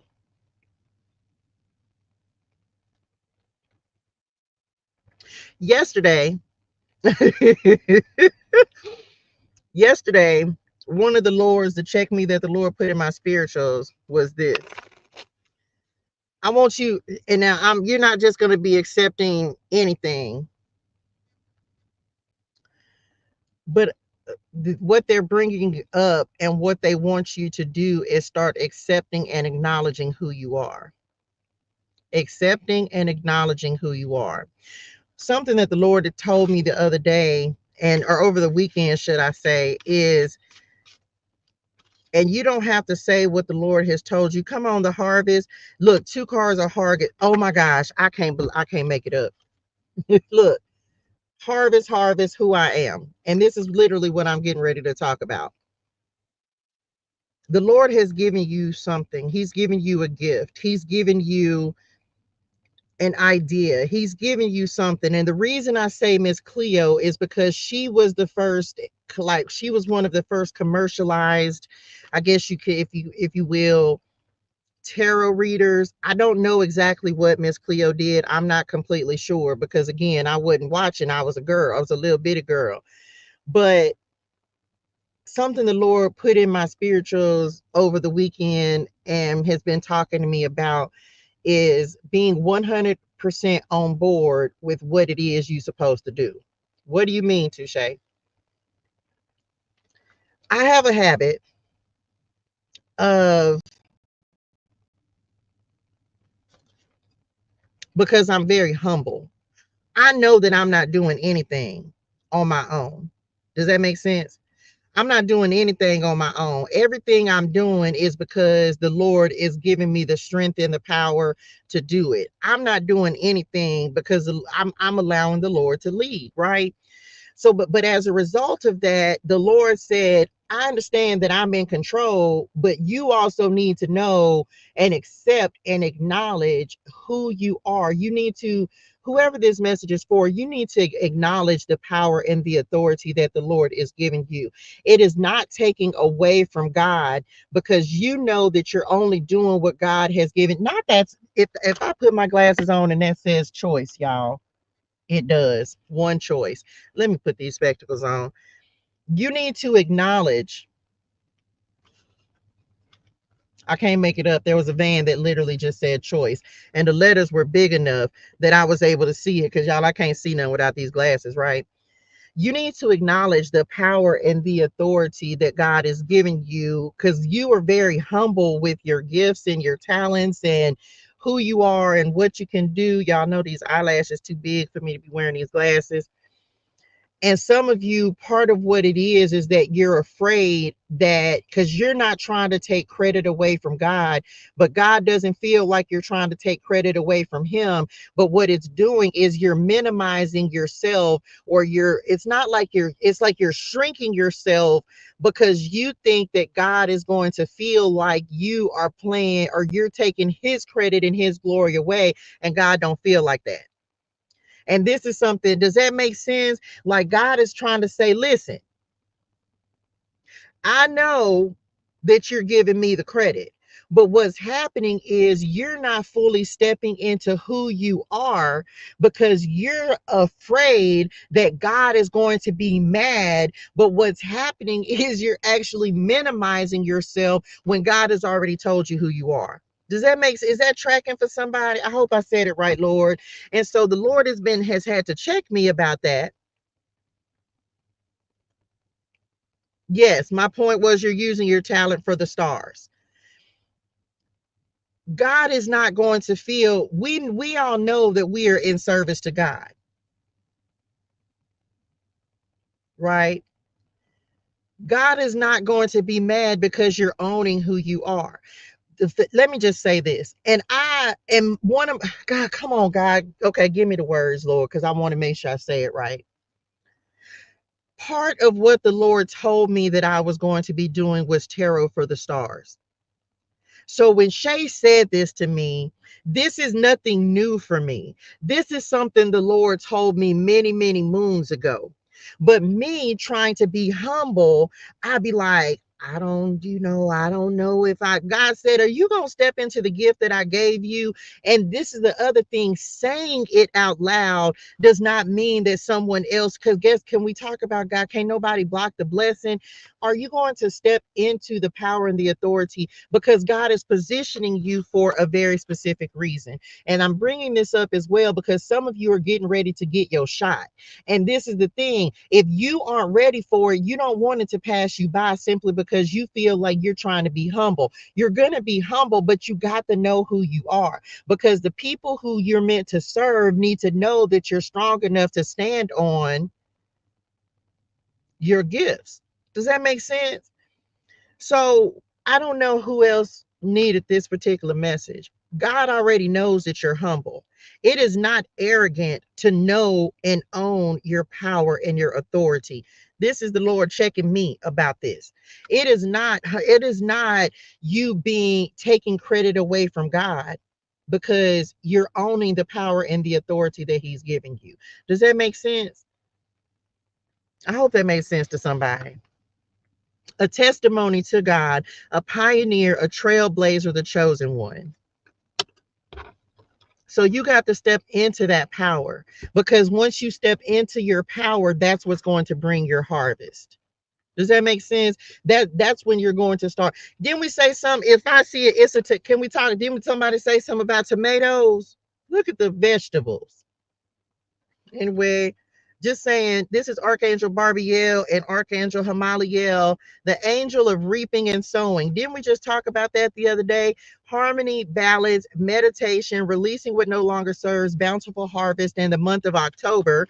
And then this one talks about the angel of harvest, logic and attention to detail, perseverance, resilience, warmth, abundance, gratitude, Virgo energy. When you step into your power, it's what's going to open the blessings up. It's what's going to open the doors, because it's I don't know if it's an internal battle. For me, it was, like I said, it's like, listen, I know who I am and I know what I'm supposed to do, and there's no more going back and forth about it. There's no more, okay, well, maybe, but no, the Lord already knows that you're humble. Come on, GPS. The Lord already knows that you're humble. He already knows that you're doing his work. But until you step into your power and your authority, you're not ready to go to the level that he's trying to take you to. Okay. I hope that helps somebody. What else? Child, listen, and I receive the harvest. I receive it, because that's the thing. It's like, until you acknowledge and you know and you own what it is that you're going to be doing, the Lord can't put you in position for it. He can't. He cannot. If you don't acknowledge what it is, if like me, the Lord told me many moons ago what I was going to be doing, but it's not until now that I'm starting to see these things come into fruition. Does that make sense? Come on, family tree. Listen, now, on the cut. I meant, what they say? What it say? What's on the other side? Listen and obey. If you listen to these commands of the Lord your God that I am giving you today, and if you carefully obey them, the Lord will make you the head and not the tail, and you will always be on top and never at the bottom. Deuteronomy 28:13. Your star is rising, increased popularity, star power, rich and famous.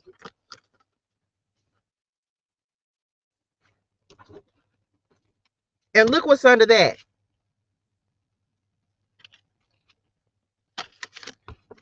I can keep pulling them, but I'm just, and the clarity is real. A Star is Born, Listen and Obey. And we have the You Only Get One Shot card over here, right? Which way do I go? Man, these cards, they talking today. They meant it. Listen, everybody,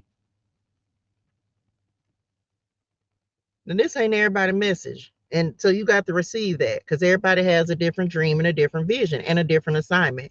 But some of you, you're meant to be in the spotlight. You were born for that. You were born to be in the spotlight.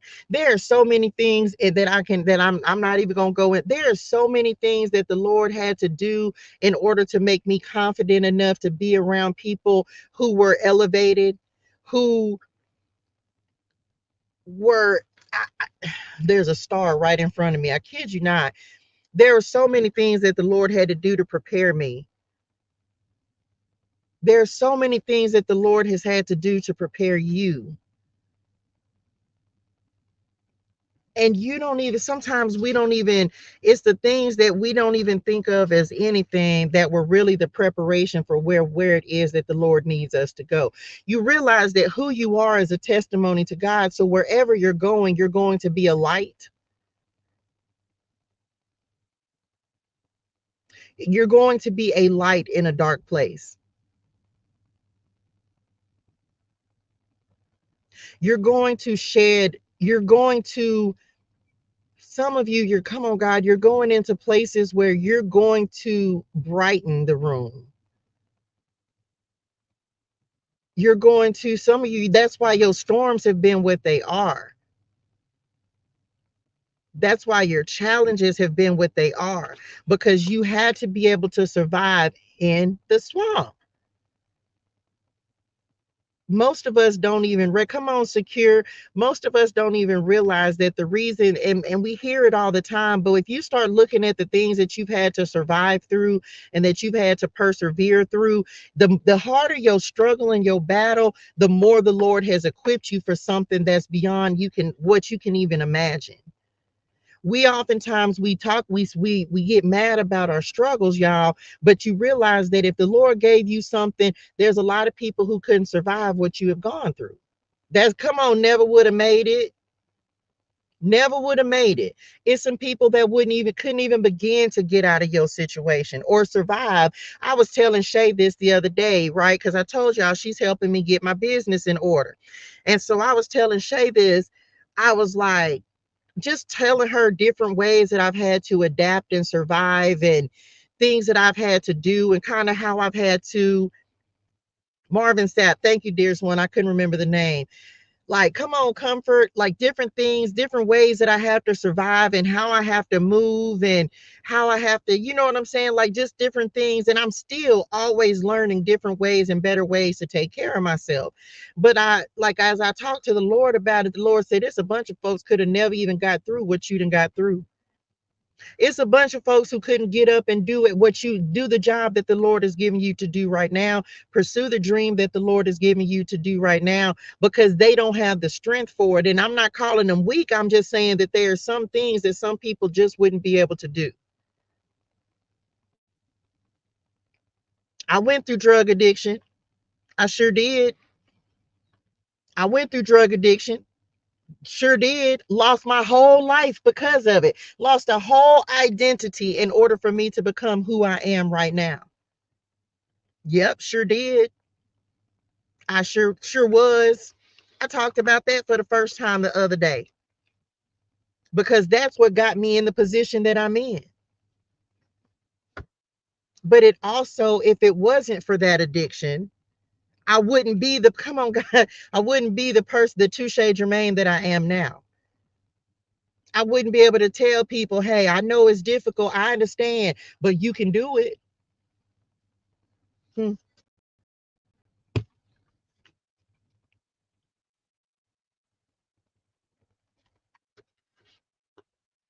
Some people don't win that battle. My mama didn't. That's why my mama's in the spirituals right now, popping pills. And then what did I do? I followed that path and almost lost my life because of it. Message.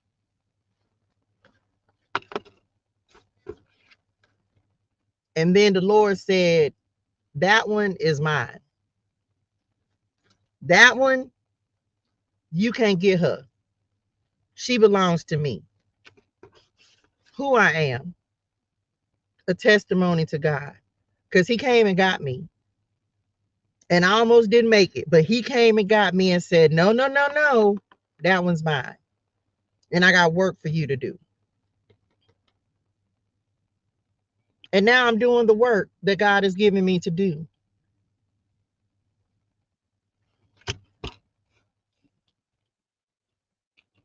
Mm-hmm. Now I know who I am. But I didn't know then. I had to shed a whole identity. Some of you, what's happening is you're shedding an old identity. I said this to y'all yesterday. I am not my circumstances. I am not, I'm the one. And when I say I'm the one, come on, God, I'm the one. God left the 99 to come get the one, me, the one.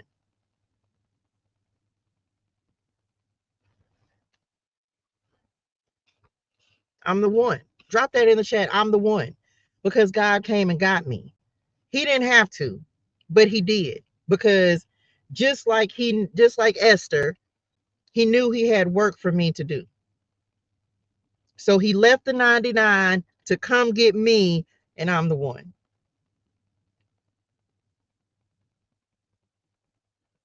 That's why I love the Lord, because he could have left me where I was, but he came and got me. And then not only did he come to get me, he gave me work to do that's helping other people. Mm-hmm. I received that.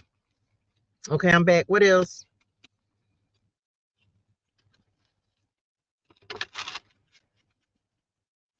Baby, listen, you better say it, because what? He ain't have to, but he did because he loves us that much, right? Come on. I love Archangel Uriel, the fire of God, right? Angel of wisdom, illumination, clarity, insight, and understanding, spiritual perseverance, creativity, development of intuitive skills and abilities. For some of you, y'all know Archangel Uriel is my personal archangel. Like, that is my personal archangel, fire, energy, all that good stuff.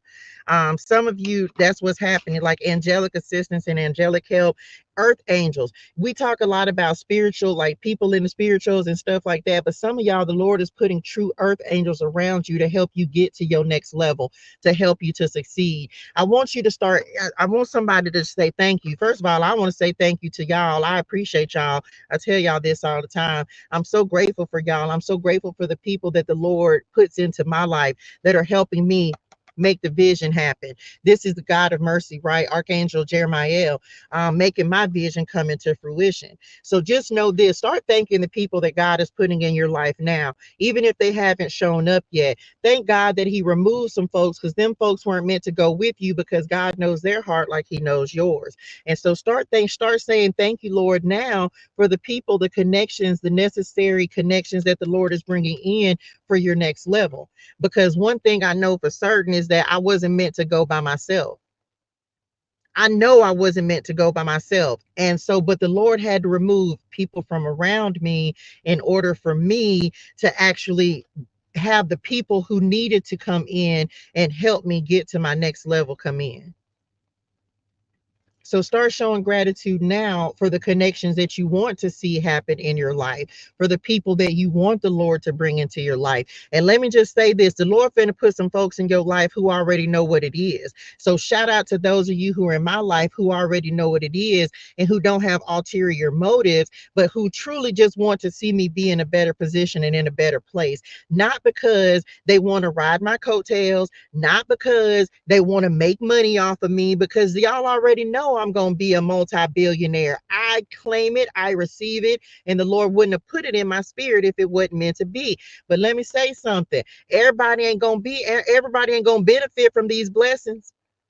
Why? Because you don't deserve it. There are people who are getting ready to come back into your life and they think that, oh, but you wasn't there with me during my struggle. You wasn't there. Where were you encouraging me by just showing up and supporting me when I was going through the hardest part of my life? This is the thing. This is how, and understand this. You think people don't see what you're going through? You think people don't see your struggle? They see you. They just don't care. But that's okay. You got to be okay with people not caring about your situation. You got to be okay with people not caring about your struggle.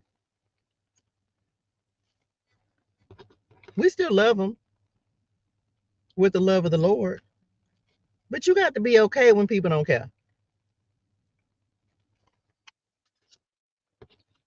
They're going to show you that they'll care once they see that you actually accomplished. But you got to love yourself enough to say, love you, but I'm not even on that type of time anymore. I don't know who needs that. Mm-mm.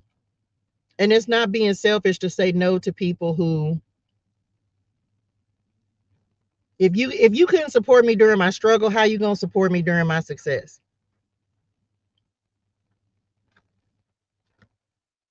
Okay. I don't know who needs that. Because you're going up. Thank y'all. Because you're going up. Because you're moving into your next season. Because you're moving into your harvest. Because your star is rising. Because the Lord is putting you on display. Because people are thank you, Lord, because the people are actually seeing that you are the one. I don't know whose message this is, and I don't want to spend a lot of time here because I'm not on this type of energy. But yeah, come on, you are the gift. I'm trying to tell you, some people didn't believe, man. They thought, I don't, oh, that's why. Okay, I'm tracking. So they're bringing up the Miss Cleo reference. Let me say this. They're bringing up the Miss Cleo reference. Why? Because I know this, but I don't know exactly what it was. I don't know how she scammed some people. I don't know what exactly it was that she did, but she had a gift, but she ended up misusing her gift. And thereby, I guess she did some wrong things with her gift. She was very much talented. This is what Spirit and them say. She was very much talented. She wasn't lying about her gift, but just like anyone, the wealth or the money can go to your head and you can end up not doing the right thing with the gift that the Lord has given you. So she was very much intuitive. She was very much aware. She was psychic, if you want to call her psychic, I don't know, but she ended up doing the wrong thing with the money and the blessings that the Lord had given her. And so for some, that's why they're saying that. So there are people, thank y'all, there are people who have said, okay, so use your gift for the right reason. Use your gifts for the right reason. That's choices, right? That's what we're talking about today. You have a choice. You have a choice how you're going to operate in your gifts. Y'all know I have very specific stances on don't be invasive. I told somebody this the other day, baby, I don't call myself a psychic. I don't feel like that's who I am. I'm just a messenger for the Lord. I just tell people what the Lord tell me to tell them and I keep it moving. I don't call myself anything. I am just a light coach. Okay. I'm here to help you tap into your light and walk in it. That's it. Right. But the part of that they're bringing up about Miss Cleo is that she wasn't a fraud. She simply, the money, the fame, the recognition, the wealth simply went to her head and she forgot to use the gifts instead of letting the gifts use her. Does that make sense? And so that goes back to what they were talking about being humble. It's like the Lord know what, that's why the testing is so severe, especially if the Lord is putting you into a real place of elevation. You got to continue to walk in your gifts and make sure you're giving God the credit, but not diminishing yourself and not owning your gifts. If that felt, I hope that didn't feel like a ramble. It's just like, I don't know, they saying something like imposter syndrome, and it's not even imposter syndrome. It's just owning your gifts and doing the right things with it. and not, and even if the Lord is going to commercialize you, this is about you just using your gifts the right way, and also being willing to say no when you need to say no, also being willing to say, hey, this is not my vision for this, because some of you, the Lord is getting ready to put you into a position where you truly are going to be a visionary. Like, there are people who are going to work with you and want to work with you, that you're literally, come on, God, you're literally manifesting this into your life and don't even realize that you're manifesting it. And they're going to help you bring your vision to reality. That goes back to the people that are coming into your life. They're very specifically being placed there. They just said help is on the way. Like, you're getting help, you're receiving people who are going to help you make your dreams happen, your reality happen. So start showing gratitude for those people, and make sure that you are not misusing those people either. You got to do right by the people that are coming into your life as well. Some of you, this is about your boundaries, your trust issues. Everybody's not out to get you. You have to know, you will be able to know, this is discerning. Come on, God, discerning with the spirit, and knowing when somebody is trying to, come on, ideal, capitalize on your success versus someone who truly just wants to see you succeed. There is a difference. And for some of you, that's one of the tests that you're having to learn. You're having to learn how to discern between people and understand who's for you and who's just using you, or who just wants to capitalize. And so just pay attention to what people say, pay attention to their words and their actions. Let their actions speak for them, and let the spirit speak to you, if that makes sense. Hmm. Okay, I'm back.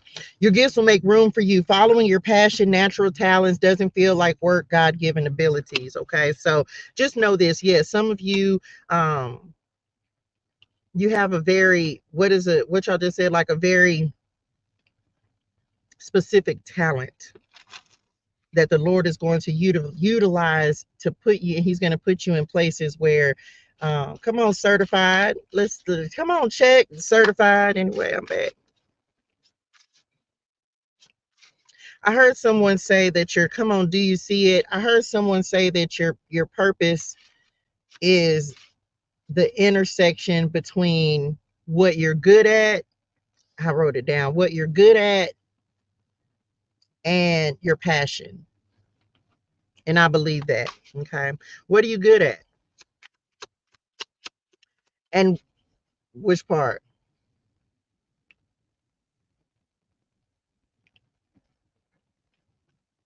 Man, so many great examples of that. I don't even know how to. I used Shaq the other day, right? As, or yesterday, I used Shaq as an example of purpose. Basketball was his purpose, but he ended up being so much more than a basketball player.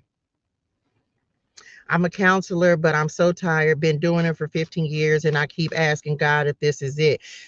I will say that, well, I am the person that is going to say, if you're not happy in what you're doing, then why not try something else? I'm not telling you that counsel, because sometimes that's how you get burnt out. It's like me, it's like nursing, right? It's not that you don't like being a nurse, but sometimes you just get tired. And if you're tired of doing something, then that may be the indicator that it's time to pivot. It's time to start looking at something else, because if you are tired of what you're doing, you're not going to do it to the best of your ability. And there's nothing wrong with changing directions. There's nothing wrong with finding a new passion. Sometimes you may, who's to say that you won't step away from it forever? Maybe you just need to step away from it and give yourself time enough to recharge so that you can find the passion for it again. I think that's where we get messed up a lot of times, is that we think we got to just keep doing something just because that's all we know how to do. You don't have to do that. God gives us the opportunity to change, to pivot, and to do what makes us happy. And a lot of times we keep ourselves miserable because we think we just got to stay stuck in something, and we don't. We don't have to stay stuck in something. We don't have to stay stuck in something. We can find something different to do that is going to make us happy, that is going to make us feel more fulfilled. And sometimes you can step away and then come back to something and realize why you loved it in the first place. If you're losing the desire for it or the passion for it, you might need to step away from it if you're able to do that. In whatever way you're able to do that, and step away so that you can find your passion for it again. And if you don't, then you don't, because sometimes you don't. Sometimes you find something that you're more passionate about, especially if it's something that you did for a long time. The example that I give is nursing, because I did that for 20 years. And although nursing is great, I don't have a desire to be a nurse anymore. Why? Because it doesn't make me feel fulfilled, because I love what I'm doing now. And so I know that nursing is not, I'm not passionate about it. If I was doing it, it would be doing it simply for money. And I don't want to, and it's not that I don't like helping people, but I like helping people in this capacity versus doing it as a nurse. Because even as a nurse, there's so many rules and regulations and stipulations, and there's all these things that I did for 20 years, and I just feel like that's what I was meant to do in that season. That's why I was like, Lord, I was willing to release it. I've let it go. Like, Lord, I don't need it, and I don't need it for my pride. I don't need it just to be able to say, oh, I can. The fact that I know I can lets me know that I can, I'm okay with letting it go. I'm okay with the Lord bringing me something better. I hope that helps. Come on, ready or not. See, I'm telling you, seasons change on the cut. Sometimes it's time for the season to change. And it's time to step into something different. It's time to do something new. I don't know a single person who is successful who has only ever done one thing. Not a single person. Not one. They may start with one thing, but then that one thing expands to something else and something else and something else. And now they're doing multiple things. They're skilled on multiple levels. So sometimes we have to recognize when it's time for our season to change. Releasing with love, starting over, moving on in hermit mode. Okay. I hope that helped. Because, yeah, I'm ready for the season change. I'm ready for this season. I'm ready for the season to change in my life. And am I, but I'm also like, okay, Lord, show me how to help myself change this season and move into my next season. I quit being a teacher and now I'm heading into counseling. I'm teaching it exactly. Come, you're teaching it another way. So you can still be using your same gifts and talents, the same things that the Lord has equipped you with. You're going to use it in some way. You're just going to find a different way to do it that makes you happier than what you're currently doing. I truly believe that. Come on, your value just went up. What else? I'm telling you. Understood the assignment, clarifying Philippians 4:19, started a business. Obedience is better than sacrifice, synchronicities, and going after your dreams. I feel like this is where we're ending where we started. Um, Choices, right? Choices. What are you going to choose? Look at the ancestors, Neum just showed up. What are you going to choose? What are you going to choose? As for me, I'm going to choose to pursue my dreams. I'm going to choose to go after what it is that the Lord has given me to create. Do I know all of the steps? Nope, but I don't focus so much on the dreams. I just focus on taking it one day at a time and just doing the best I can with that day, and then we'll see what the next day brings, and then that's just how you keep moving. You're not going to know every step, because if the Lord showed you every step, you wouldn't be willing to walk the journey, because there are going to be some steps and you're going to take a step and feel like it's going to crumble. There are going to be setbacks, there are going to be storms, there are going to be challenges, but the Lord is also going to equip you to know that you're going to be able to accomplish. He's going to equip you to know that you're going to be able to do what it is that you set out to do. It's simply a matter of understanding what is the assignment that the Lord has for you in this season. Come on, God. What is the assignment that the Lord has for you in this season? I do feel like the Lord is changing some of our assignments. He's upgrading some of our assignments and moving us into something better. It's going to require sacrifice, which means for most of us stepping outside of our comfort zone and doing something different, doing something that you wouldn't necessarily think that you can do, but the Lord is going to let you know that you can do. It's going to require us to be willing to have faith and have courage and move in. A lot of us move in new directions and do something that you never even thought that you were capable or qualified for, but the Lord qualified you. The Lord, that's certified. The Lord certified you. That was that truck that passed by. The Lord has already certified you for the assignment that He's getting ready to give you. And for some of you, that means that you're going to have to stand up when other people think that you shouldn't be doing what you're doing, but you're going to have to stand up. You're going to have to stand 10 toes down on your assignment. And just know that if the Lord is giving it to you, He meant for you to have it. God don't make mistakes. He knows what He's telling you to do.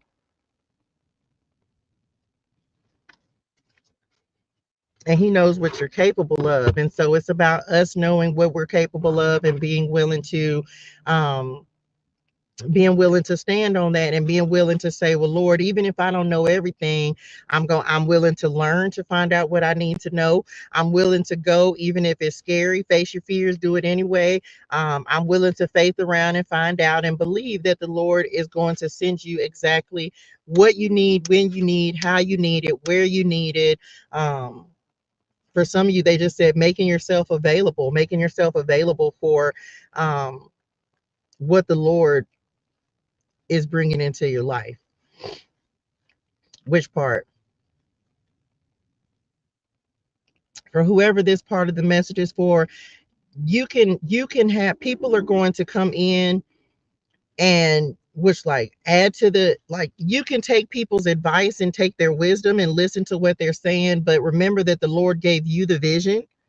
So you got to make sure that you're not allowing people to change the vision of what the Lord has given you to where you feel like it's not even your vision anymore. I don't know whose message this is, but make sure if the Lord has given you something, like don't allow someone to come in and change stuff so much that you it's really not even your vision anymore. I don't know. Whoever that's for. Message, okay? Um what like a test?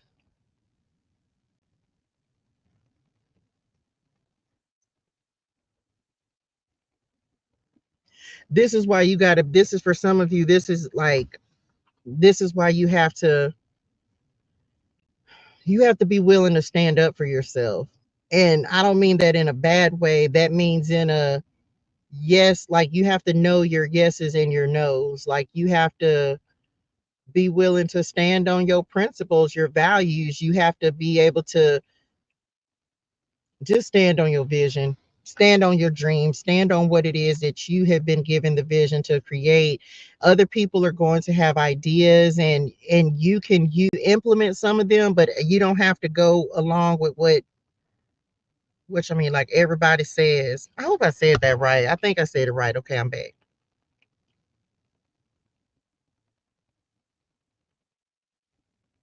Mhm. Child, because you're the boss. And that's you're self-made because you're the boss. And so you have to be willing to give the orders. You have to be willing to, they said delegate, be willing to say yes to what you want and no to what you don't want. And then the Lord is going to put people in place that are going to help you to make even better decisions based upon what you want and what you don't want. So just you that's why you have to know what you want. You have to know what you stand on. You have to know what your vision is.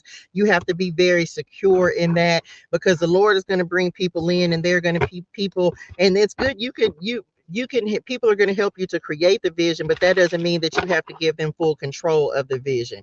I hope that makes sense. Thank y'all. You know what the Lord has shown you. So you're going to be working with people who will help you to make that dream become more clear, become more like really come into being, but don't lose sight of the vision that the Lord has given you because ultimately that's what the Lord is trying to create, whatever the vision is that He has given you. So I hope it makes sense. Take advice, listen to other people's points of view, but just continue to stand on what the Lord has given you because there's a very specific way that He wants it built. There's a very specific way that He wants you to do things. And so He's giving you that vision for it. Share the vision, not with everybody. because you're not going to be able to tell everybody, because everybody won't understand. But there are going to be people that the Lord brings in that you can literally tell them the vision, and just based upon your description of it, they'll be able to see the vision that because the Lord is also speaking to them, and they're gifted in that way, if that makes sense. Like the Lord is going to be able to tell you, show you something, and you be able to verbalize it, draw it, however you put it out there, and someone else be able to understand what it is. I don't know. I hope that makes sense. That's it. That's all I got. Mm. Lord, I hope this helps somebody. I don't know. I don't feel like it was, no, I don't feel like it was scattered. I just felt like it was a lot that needed to be said, because the Lord is getting ready to put a choice before us message. And it's like you have to, it's up to you to choose. The Lord is not going to be mad one way or the other, but we're going to choose a life of ease. We're going to choose a life of easy. We're going to choose God. We're going to choose God's way. Okay. We're going to choose God. Come on, the strap. I'm telling you, we're going to choose God's way. For some of you, they just said Psalms 91. So just make sure that you're praying, right? Especially if you felt like you're kind of under attack. Y'all know I'm big on Psalms 91 for protection. Yes, some of you are going through some spiritual warfare. We going to have to talk about it, but I don't know when. For some of you, this has been financial attacks, like attacks on your resources and your finances. But this too shall pass. It's temporary. Okay. So just know that. Just make sure it feels like God is getting ready. It's like he's getting ready. Your piece is coming up. Like you're the next move. You're the next move, the next piece that he's going to move on his chessboard. So just be prepared for it. Be ready for it. Which part? I don't, well, like the financial attacks. Yeah, I guess so. Cause it's prosperity, ClariTEA. Attacks on your finances are real, but they are also very temporary. Okay. So I do understand that. You got to know that warfare is real. And for some of you, and this is me understanding this 1000%, right? That the enemy will try to attack you in the place where he knows that you're having the most difficulty and challenges. But for some of you, it's finances, and the attacks are real, but this too shall pass. That's what they wanted me. Like you can really can pray yourself out of it, and just remember that the Lord is always going to provide. He really does. He really does. But for some of you, you're in your money stage tests where the Lord has to make sure that you're, number one, going to depend on him as your source and your resource, and also just having faith and knowing that he's going to supply all of your needs. And so that's why your finances have been under attack. For some, man, this is so many. This is a lot. Can we do a Wednesday topic of spiritual warfare? Yeah, we could do it tomorrow. We'll talk about because tomorrow is Do the Work Wednesday, so we can do it tomorrow. Yeah, because y'all was getting ready to start talking about relationships, and so I can't make it up. Do you trust me? Listen, y'all, I'm telling you. Yeah, we'll do it tomorrow. We can talk about warfare tomorrow. Since it's Wednesday, that would be good because I think that it's very, because I think a lot of people just don't understand or realize what it is, why you're going through the situation that you're going through. And yes, a lot of it is spiritual warfare. And I don't know how people can't believe in spiritual warfare, but yeah, so we'll talk about warfare more tomorrow. Because yeah, it's hitting people in different ways. Do you trust me? Told you. Do you trust me? Okay. So that's a good topic. I received that. So we'll do spiritual warfare tomorrow, because I do know a lot of us are going, especially as you're getting ready to elevate and move into your new season. The Lord, the enemy gonna try to hit you where it hurts. And if you don't believe in spiritual warfare, then you sleep. You sleep. So we'll do spiritual warfare tomorrow. um Man, that even speaks to Esther. Like even in Esther, like it was a spirit that was making, it was the spirit of envy, the spirit of jealousy, the spirit of anger, the spirit that I believe that all of these attacks are, and if you read the Bible, of course, this, all of this stuff is spiritual, y'all. These are spirits that are coming up against you to stop you from moving into success and to have from having the victory. We're getting ready to, and this what else is crazy. We getting ready to start the book of Job. We are getting ready to start the book of Job. We'll be, what's today? Tuesday. So we'll be starting the book of Job on Thursday. And who went up against the most spiritual warfare in the Bible? To me, because Job was long suffering. See, the Lord's so strategic. You so strategic, Lord. We love you. We love you. He's so, I just can't, I can't even make it up. Message, right? It's warfare at its finest. And Job went through so much warfare. Okay. So much. So listen, I'm talking about never complain, finances, marriage, all of that. So we'll talk about it tomorrow. We'll touch more on warfare tomorrow. We might use the love and clarity deck tomorrow, because it really, that deck, more than any of the I don't use it very often, because it's a healing deck, but it's also, it deals with a lot of the toxicity that we find within ourselves and within our lives. I almost would, well, I don't know, or maybe just add to it. But it's a very, to me, and I don't want this to sound bad because it's my deck, right? But the love and clarity deck is, a lot of it deals with things that we deal with in our relationships. It deals with a lot of issues, healing things that we have to deal with ourselves. So we'll use that deck tomorrow, because it's love. It's love with others. It's love with self. So we'll do it tomorrow. We'll use it tomorrow. There go that check mark. I just seen it on that truck. So yes, we'll definitely touch on that tomorrow, because it's important. I feel like people don't talk about warfare enough, but I also know everything ain't warfare.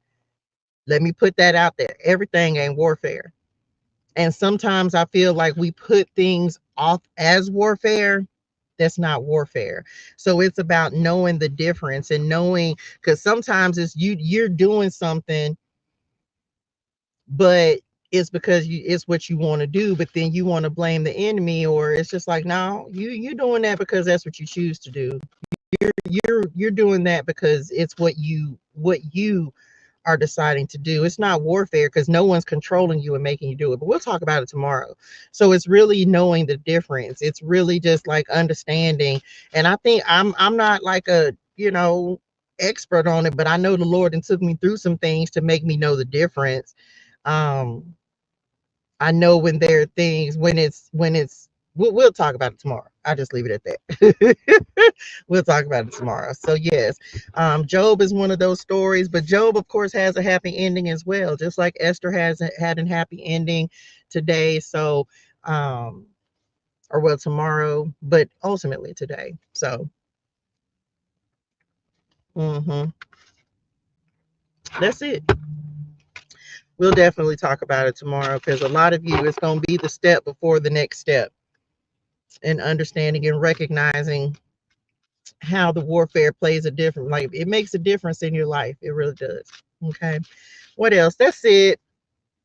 That's all I got. I think tomorrow, look, when it rains, telling you, I think tomorrow, because the meditation is still so important, I got to figure out how, if I don't know if I want to do meditation first and then do man, I don't know. Maybe so, huh? Just do the meditation and then do the word. I know the meditation doesn't need to come after the word, because babe, I'll be ready to start talking about what we done read and then go right into the message like we did today. So I may reverse it and just see tomorrow. Come on, reverse. And may just see tomorrow how I feel about doing the meditation at 6:30, and then doing Bible clarity at 6:45, because that can lead right into the message. Yeah, I feel like that's gonna work out better for me instead of trying to do Bible clarity, then meditate. I think we're gonna meditate and then do Bible clarity. Because that gives me an extra 15 minutes on top of the 2.5 hours that I take to get prepared for the live. So I think that'll work out better. So tomorrow at 6:30 we'll meditate, then we'll do Bible clarity, and then we'll hop into this morning's message, because I feel like today it just kind of flowed and went well that way. As y'all see, I'm always developing this. I don't always know until I got to experiment. Today was only day 2 of me trying this, so I feel like tomorrow we're just going to flip it and do 6:30 meditation, and then we'll do at 6:45 we will do Bible clarity and go straight into the message in the morning. Okay. Setting our intentions, hearing the word, and discuss and connecting the word with the message. Absolutely, that is the goal of the spirituality. That is what we're doing. It's something for everybody. Everybody doesn't read the Bible, although y'all know I am a firm believer that everybody should. Okay, I can't tell you what to do, but if your life is in disarray, it'll help you get your life in order. um but yes, and then but everybody doesn't read the Bible, everybody doesn't meditate, although you should. I don't know, all of these things work together to really help you start being intentional about your life. There's nothing that we're doing that doesn't have benefit, right? Like I do all of these things because I know that it works, and I'll never tell somebody to do something that doesn't work, that doesn't have some sort of benefit. So giving the Lord, well, literally, we giving anytime you're over here, you're giving the Lord your time, because you're sitting and allowing the Lord to pour into you. And so I don't know how anybody could not, because everybody want to get their life in order, their life and their spirituals. Like, that's what we're trying to do, y'all. We just trying to get our lives and our spirit in order so that we can receive what it is that God wants us to receive. And so if you don't meditate, come do Bible clarity with us. Come do all of it, okay? And just get your life in order, your spirituals in order. That is the goal. That is the purpose. And so tomorrow, 6:30, we'll do meditation. 6:45 we'll do Bible clarity, because that can lead right into the message. And I feel like that's the direction that the Lord is kind of sending me in. That way, if there's something that needs to carry over, come on, the spirit of truth, I receive it. When the spirit of truth comes, he will guide you into all truth. He will not speak on his own, but will tell you what he has heard. He will tell you about the future. John 16:13. So I receive that. Okay. That's it. That's all I got. Y'all, thank y'all so much for the likes, the shares, the comments, the subscribes. Which part? The love, the energy. Mm-hmm.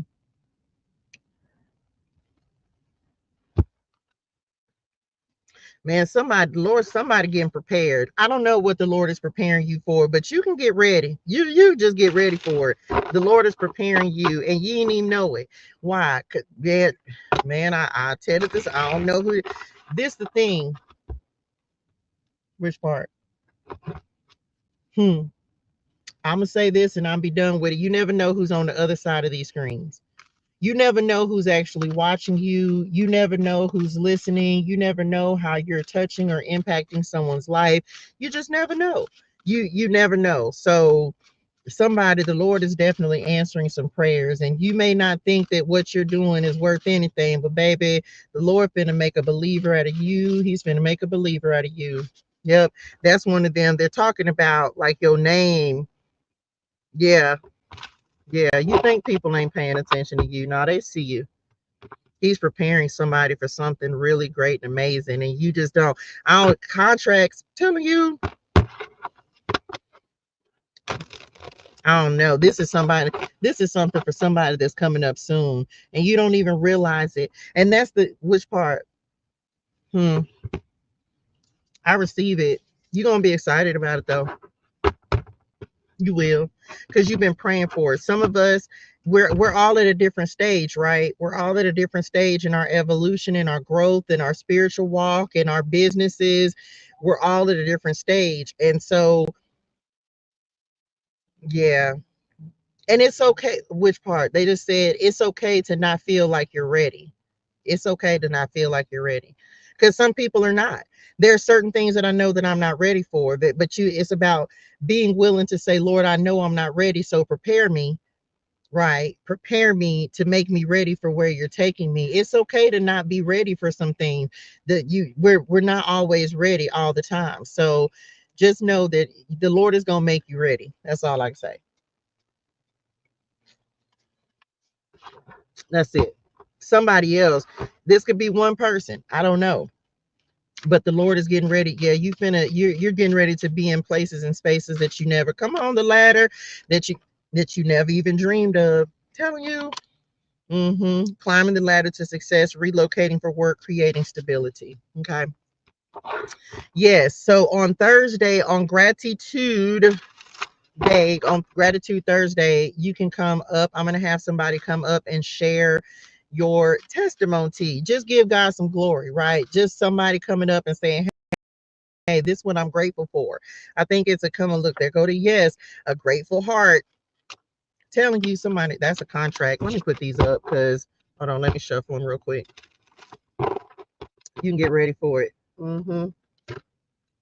You asked for it, you got it. Okay. And there go the contract. I'm done. That's it. On the cut. I'm finished. I'm just shuffling these to put these up. Yep. You're not finna be a secret anymore. That's what they said. You're not going to be a secret anymore. You thought, yes, there are going to be seasons where the Lord has to hide you, like He has to, because He has to prepare you for His blessing. That's it. I'm done. That's beautiful. Whoever that message is for, like you can be in expectation because the Lord is getting ready to do something and you didn't even see it coming, or maybe you just thought it was further off than what it actually is, but it's not. It's on the way. You get what you pray for. That's it. Okay. That's it. What else do I have? What else did I need to talk about? That's all I got. Y'all, yes, make sure that you drop your vote. We only have a couple of more days for Fab over 40. So make sure y'all slide a vote in for me. Thank y'all in advance. What else? Make sure you get your Celestial Shine lip glosses. Make sure you go pick your palette, get your eye pop eyeshadows, your planners. Y'all know, go shop with me on my website. Link is in my bio. That's all I got, y'all. That's all I got. Why people say, why do I wait until the end of the live to talk about it? Because this is something that I know to be true, and I heard it yesterday just to confirm it. What you are doing, whatever your product is, whatever your service is, whatever the Lord has blessed you to create, He's going to send the people for it as well. He's going to send the people to you.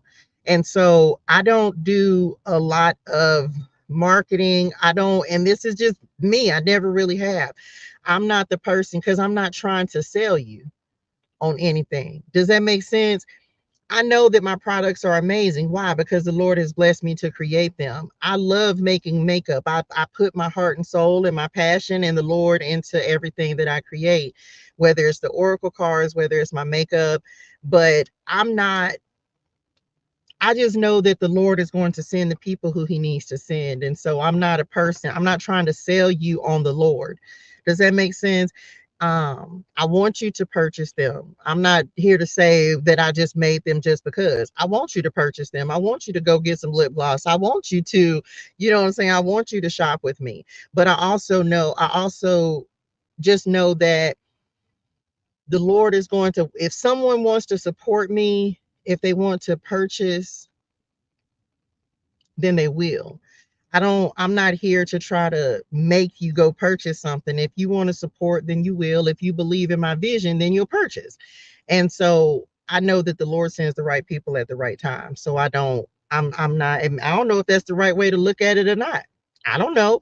That's just how I look at it. I'd be like, well, Lord, you know what I need. You know that I need to get this out here. You know that I'm trying to do everything I can to make it happen. And so I feel like the Lord just puts me in the right place at the right time. And He also sends the right people at the right time as well. So I hope that makes sense to somebody. There are some people who will never support you. I'm okay with that. It's not going to stop me from being successful. Right. So I just know that if it's meant for someone to have it, then they're going to make sure that they have it. The Lord always sends exactly what is needed without fail. And I'm a firm believer of that. Okay, so that's why I'd be like, okay, what else? Like, oh yeah, like yes, I have a website. If you click, my link is in my bio. I'm not trying to go through every product that I have. I don't really have any services. It's all products, right? Other than like, it's just like if you either feel drawn to it or you don't. That's kind of I hope that made sense. And I know everybody doesn't think that way, but I'm just a believer in the Lord. I'm a believer that the Lord sends everyone he needs to send at exactly the right time. And so I don't I'm not trying to sell myself. Does that make sense? Maybe that's the way to put it. I'm not trying to sell myself. I feel like my products, my gift, for lack of a better way to say it, my gift sells itself. Does that make sense? I don't know. I don't even know if that's the right way to sell it. It's like I don't have to sell myself because it's going to sell itself. Anyway, that's it. Go be great and amazing. Do great, amazing things. Have a great and amazing day. It's gonna be busy for me today. I can tell y'all that it's gonna be busy because I gotta, just like I told y'all, the Lord was like, listen, if you going all in, yes, your gifts will make room for you. And we had that card. If you going all in, then go all in and be prepared for what I'm calling you to do. I feel I can share this with y'all. I just showed y'all that someone blessed me with the Message Bible.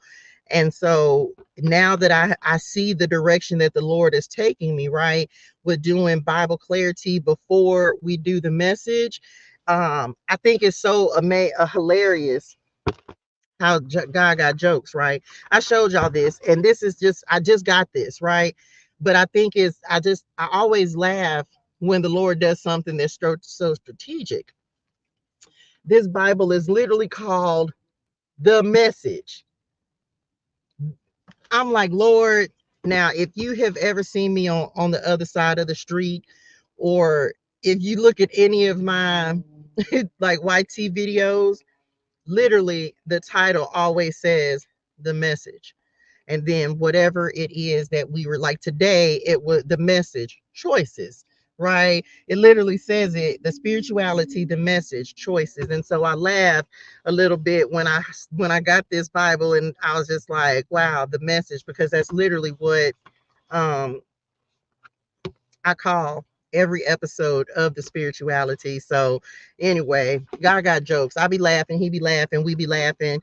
And so, yeah. So I feel like he's saying, okay, this is what we're doing. So this is what I'm preparing you for. So this is how I need you to get prepared for it, to make sure that I know. And I can also, so that I can I feel like this Bible also came because I'm reading out of the NLT or NI. I don't know which one I'm reading out of. Child, I got so many. The NLT, but this Bible gives just more. It gives a different explanation. So I feel like he's just preparing me for what it is he wants me to do, and him giving me the idea to put Bible clarity before we do the message is just further letting me know, like, okay, look, this is what I want you to be doing. And so I'm like, okay, Lord. So I feel like I'll be spending my days preparing for um what I'm doing the next day. But can I just say that I'm blessed because I don't mind spending time with God. Like, I don't mind spending time with God. Like, that is like the highlight of my day, to be able to spend time with the Lord. I love being in the spirituality realm. I love doing that. I love being connected. I love knowing more and talking to God. It literally is how I spend my days. And so it doesn't bother me to be able to be like, well, Daddy, what this mean in the word? This has said, because it's the life that I live anyway, just being in that world. So the fact that it's what I get to do every single day, it doesn't bother me at all. It doesn't feel like work. And one of the things the Lord told me this morning, he was like, okay, you're gonna have to choose. If this is what you want to do, then you're gonna have to make sure you're doing what's necessary to be prepared to teach it, right, to talk about it, to know about it. And so I received that. So it's a whole new, the message ministries, right? Ain't that a mess? The message ministries, that's what's crazy. Some of y'all know this and some of you don't. I just came with the Lord. The message ministries literally has, like, that is something, man, I just can't even make this up. Back, what was that? When was it? I don't know, child. I thought I was gonna do.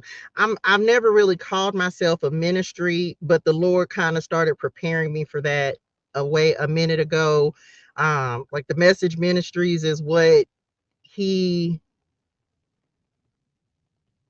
showed me.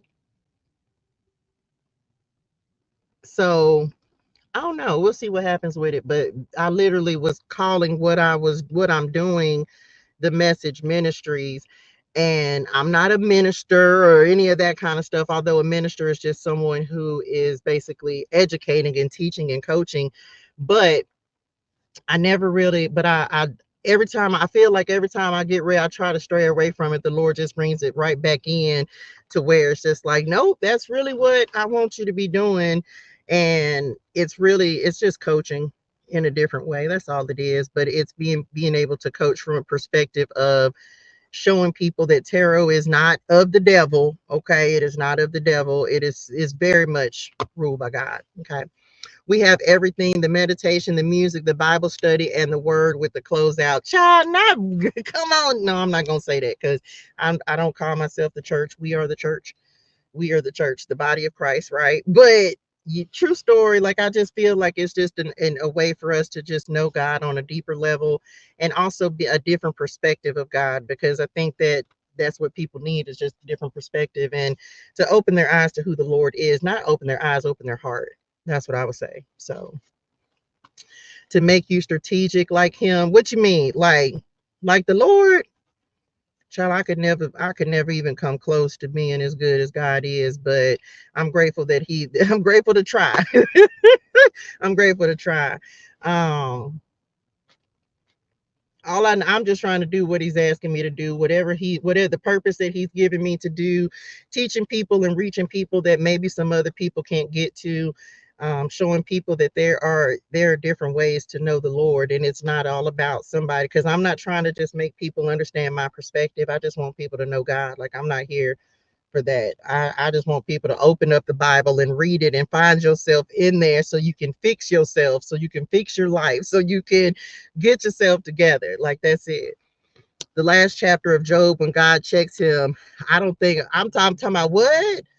Listen, because I will say this: one of the things that I know for sure is that when God is giving you an assignment like this, it's not for everybody. It's not. And why? Because I truly feel like God holds you to a higher standard, but He also, like, we're people who are doing this kind of work or coaching or whatever, who are responsible for a lot of people. God does hold you to a higher level of responsibility, but He also knows that you're just a person. Like, you're just a person. He doesn't expect you to be perfect, but He just, you the thing about doing this work for the Lord, I want God to be happy with me. I want Him to be happy with the work that He's given me to do. My ear just started ringing. I want Him to be happy that I'm doing things the way that I'm doing them. He don't be mad if I say a cuss word or two or seven, just saying. He's not mad because I'm talking to spirit now. Like, he's not, God ain't mad about all of that. He just wants people to live right, right? Just do good for you, do good to others and do good for yourself. Make yourself happy, do the thing, because that's what makes God happy. So you are perfect at what you do and always evolving. You are a jack of all trades and everything. I don't want to be a jack of all trades. I'm be honest. I don't want to be a jack of all trades. I would rather, and you hear this thing. I don't want to do everything. I want to be good at what I know how to do. I don't want to know everything. I don't want to do everything. I just want to do what I'm good at, what I like to do, and I just want to do it well. Um, but thank you, dear Swan. I'm so grateful. I don't want to be perfect. I'm not even striving for that. I just like to do what I like to do. So I hope that makes sense. Yeah, I don't want to know everything. I don't want to do everything. I just want to be good at the things that God has given me to do, and hopefully encourage some people to be good at what God has given them to do. And that be that. And just be happy with doing what the Lord is blessing me to do. So that makes me happy. That's what I'm grateful for.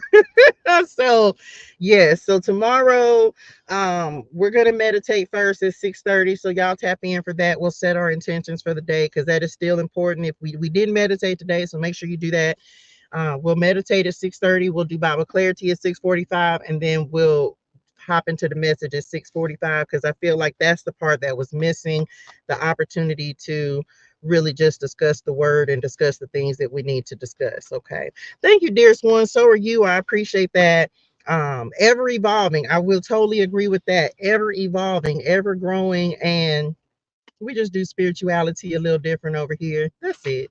Go be great, amazing. Thank y'all so much again. Hydrate your soul and things. Drink your water. Say gratitude. I will see y'all in the morning for meditation, Bible clarity, and the message. I love y'all in real life. I feel like I got to go read the book of Esther in the message Bible today. So, yeah, I feel like I got to get prepared. Even though I'm going to be reading the Bible with y'all, I feel like I got to be prepared for reading the Bible. I don't know. Anyway, whatever the Lord says. Okay, I love y'all in real life. I'll see y'all tomorrow. Bye, y'all. Love y'all. Thank y'all. Bye, y'all.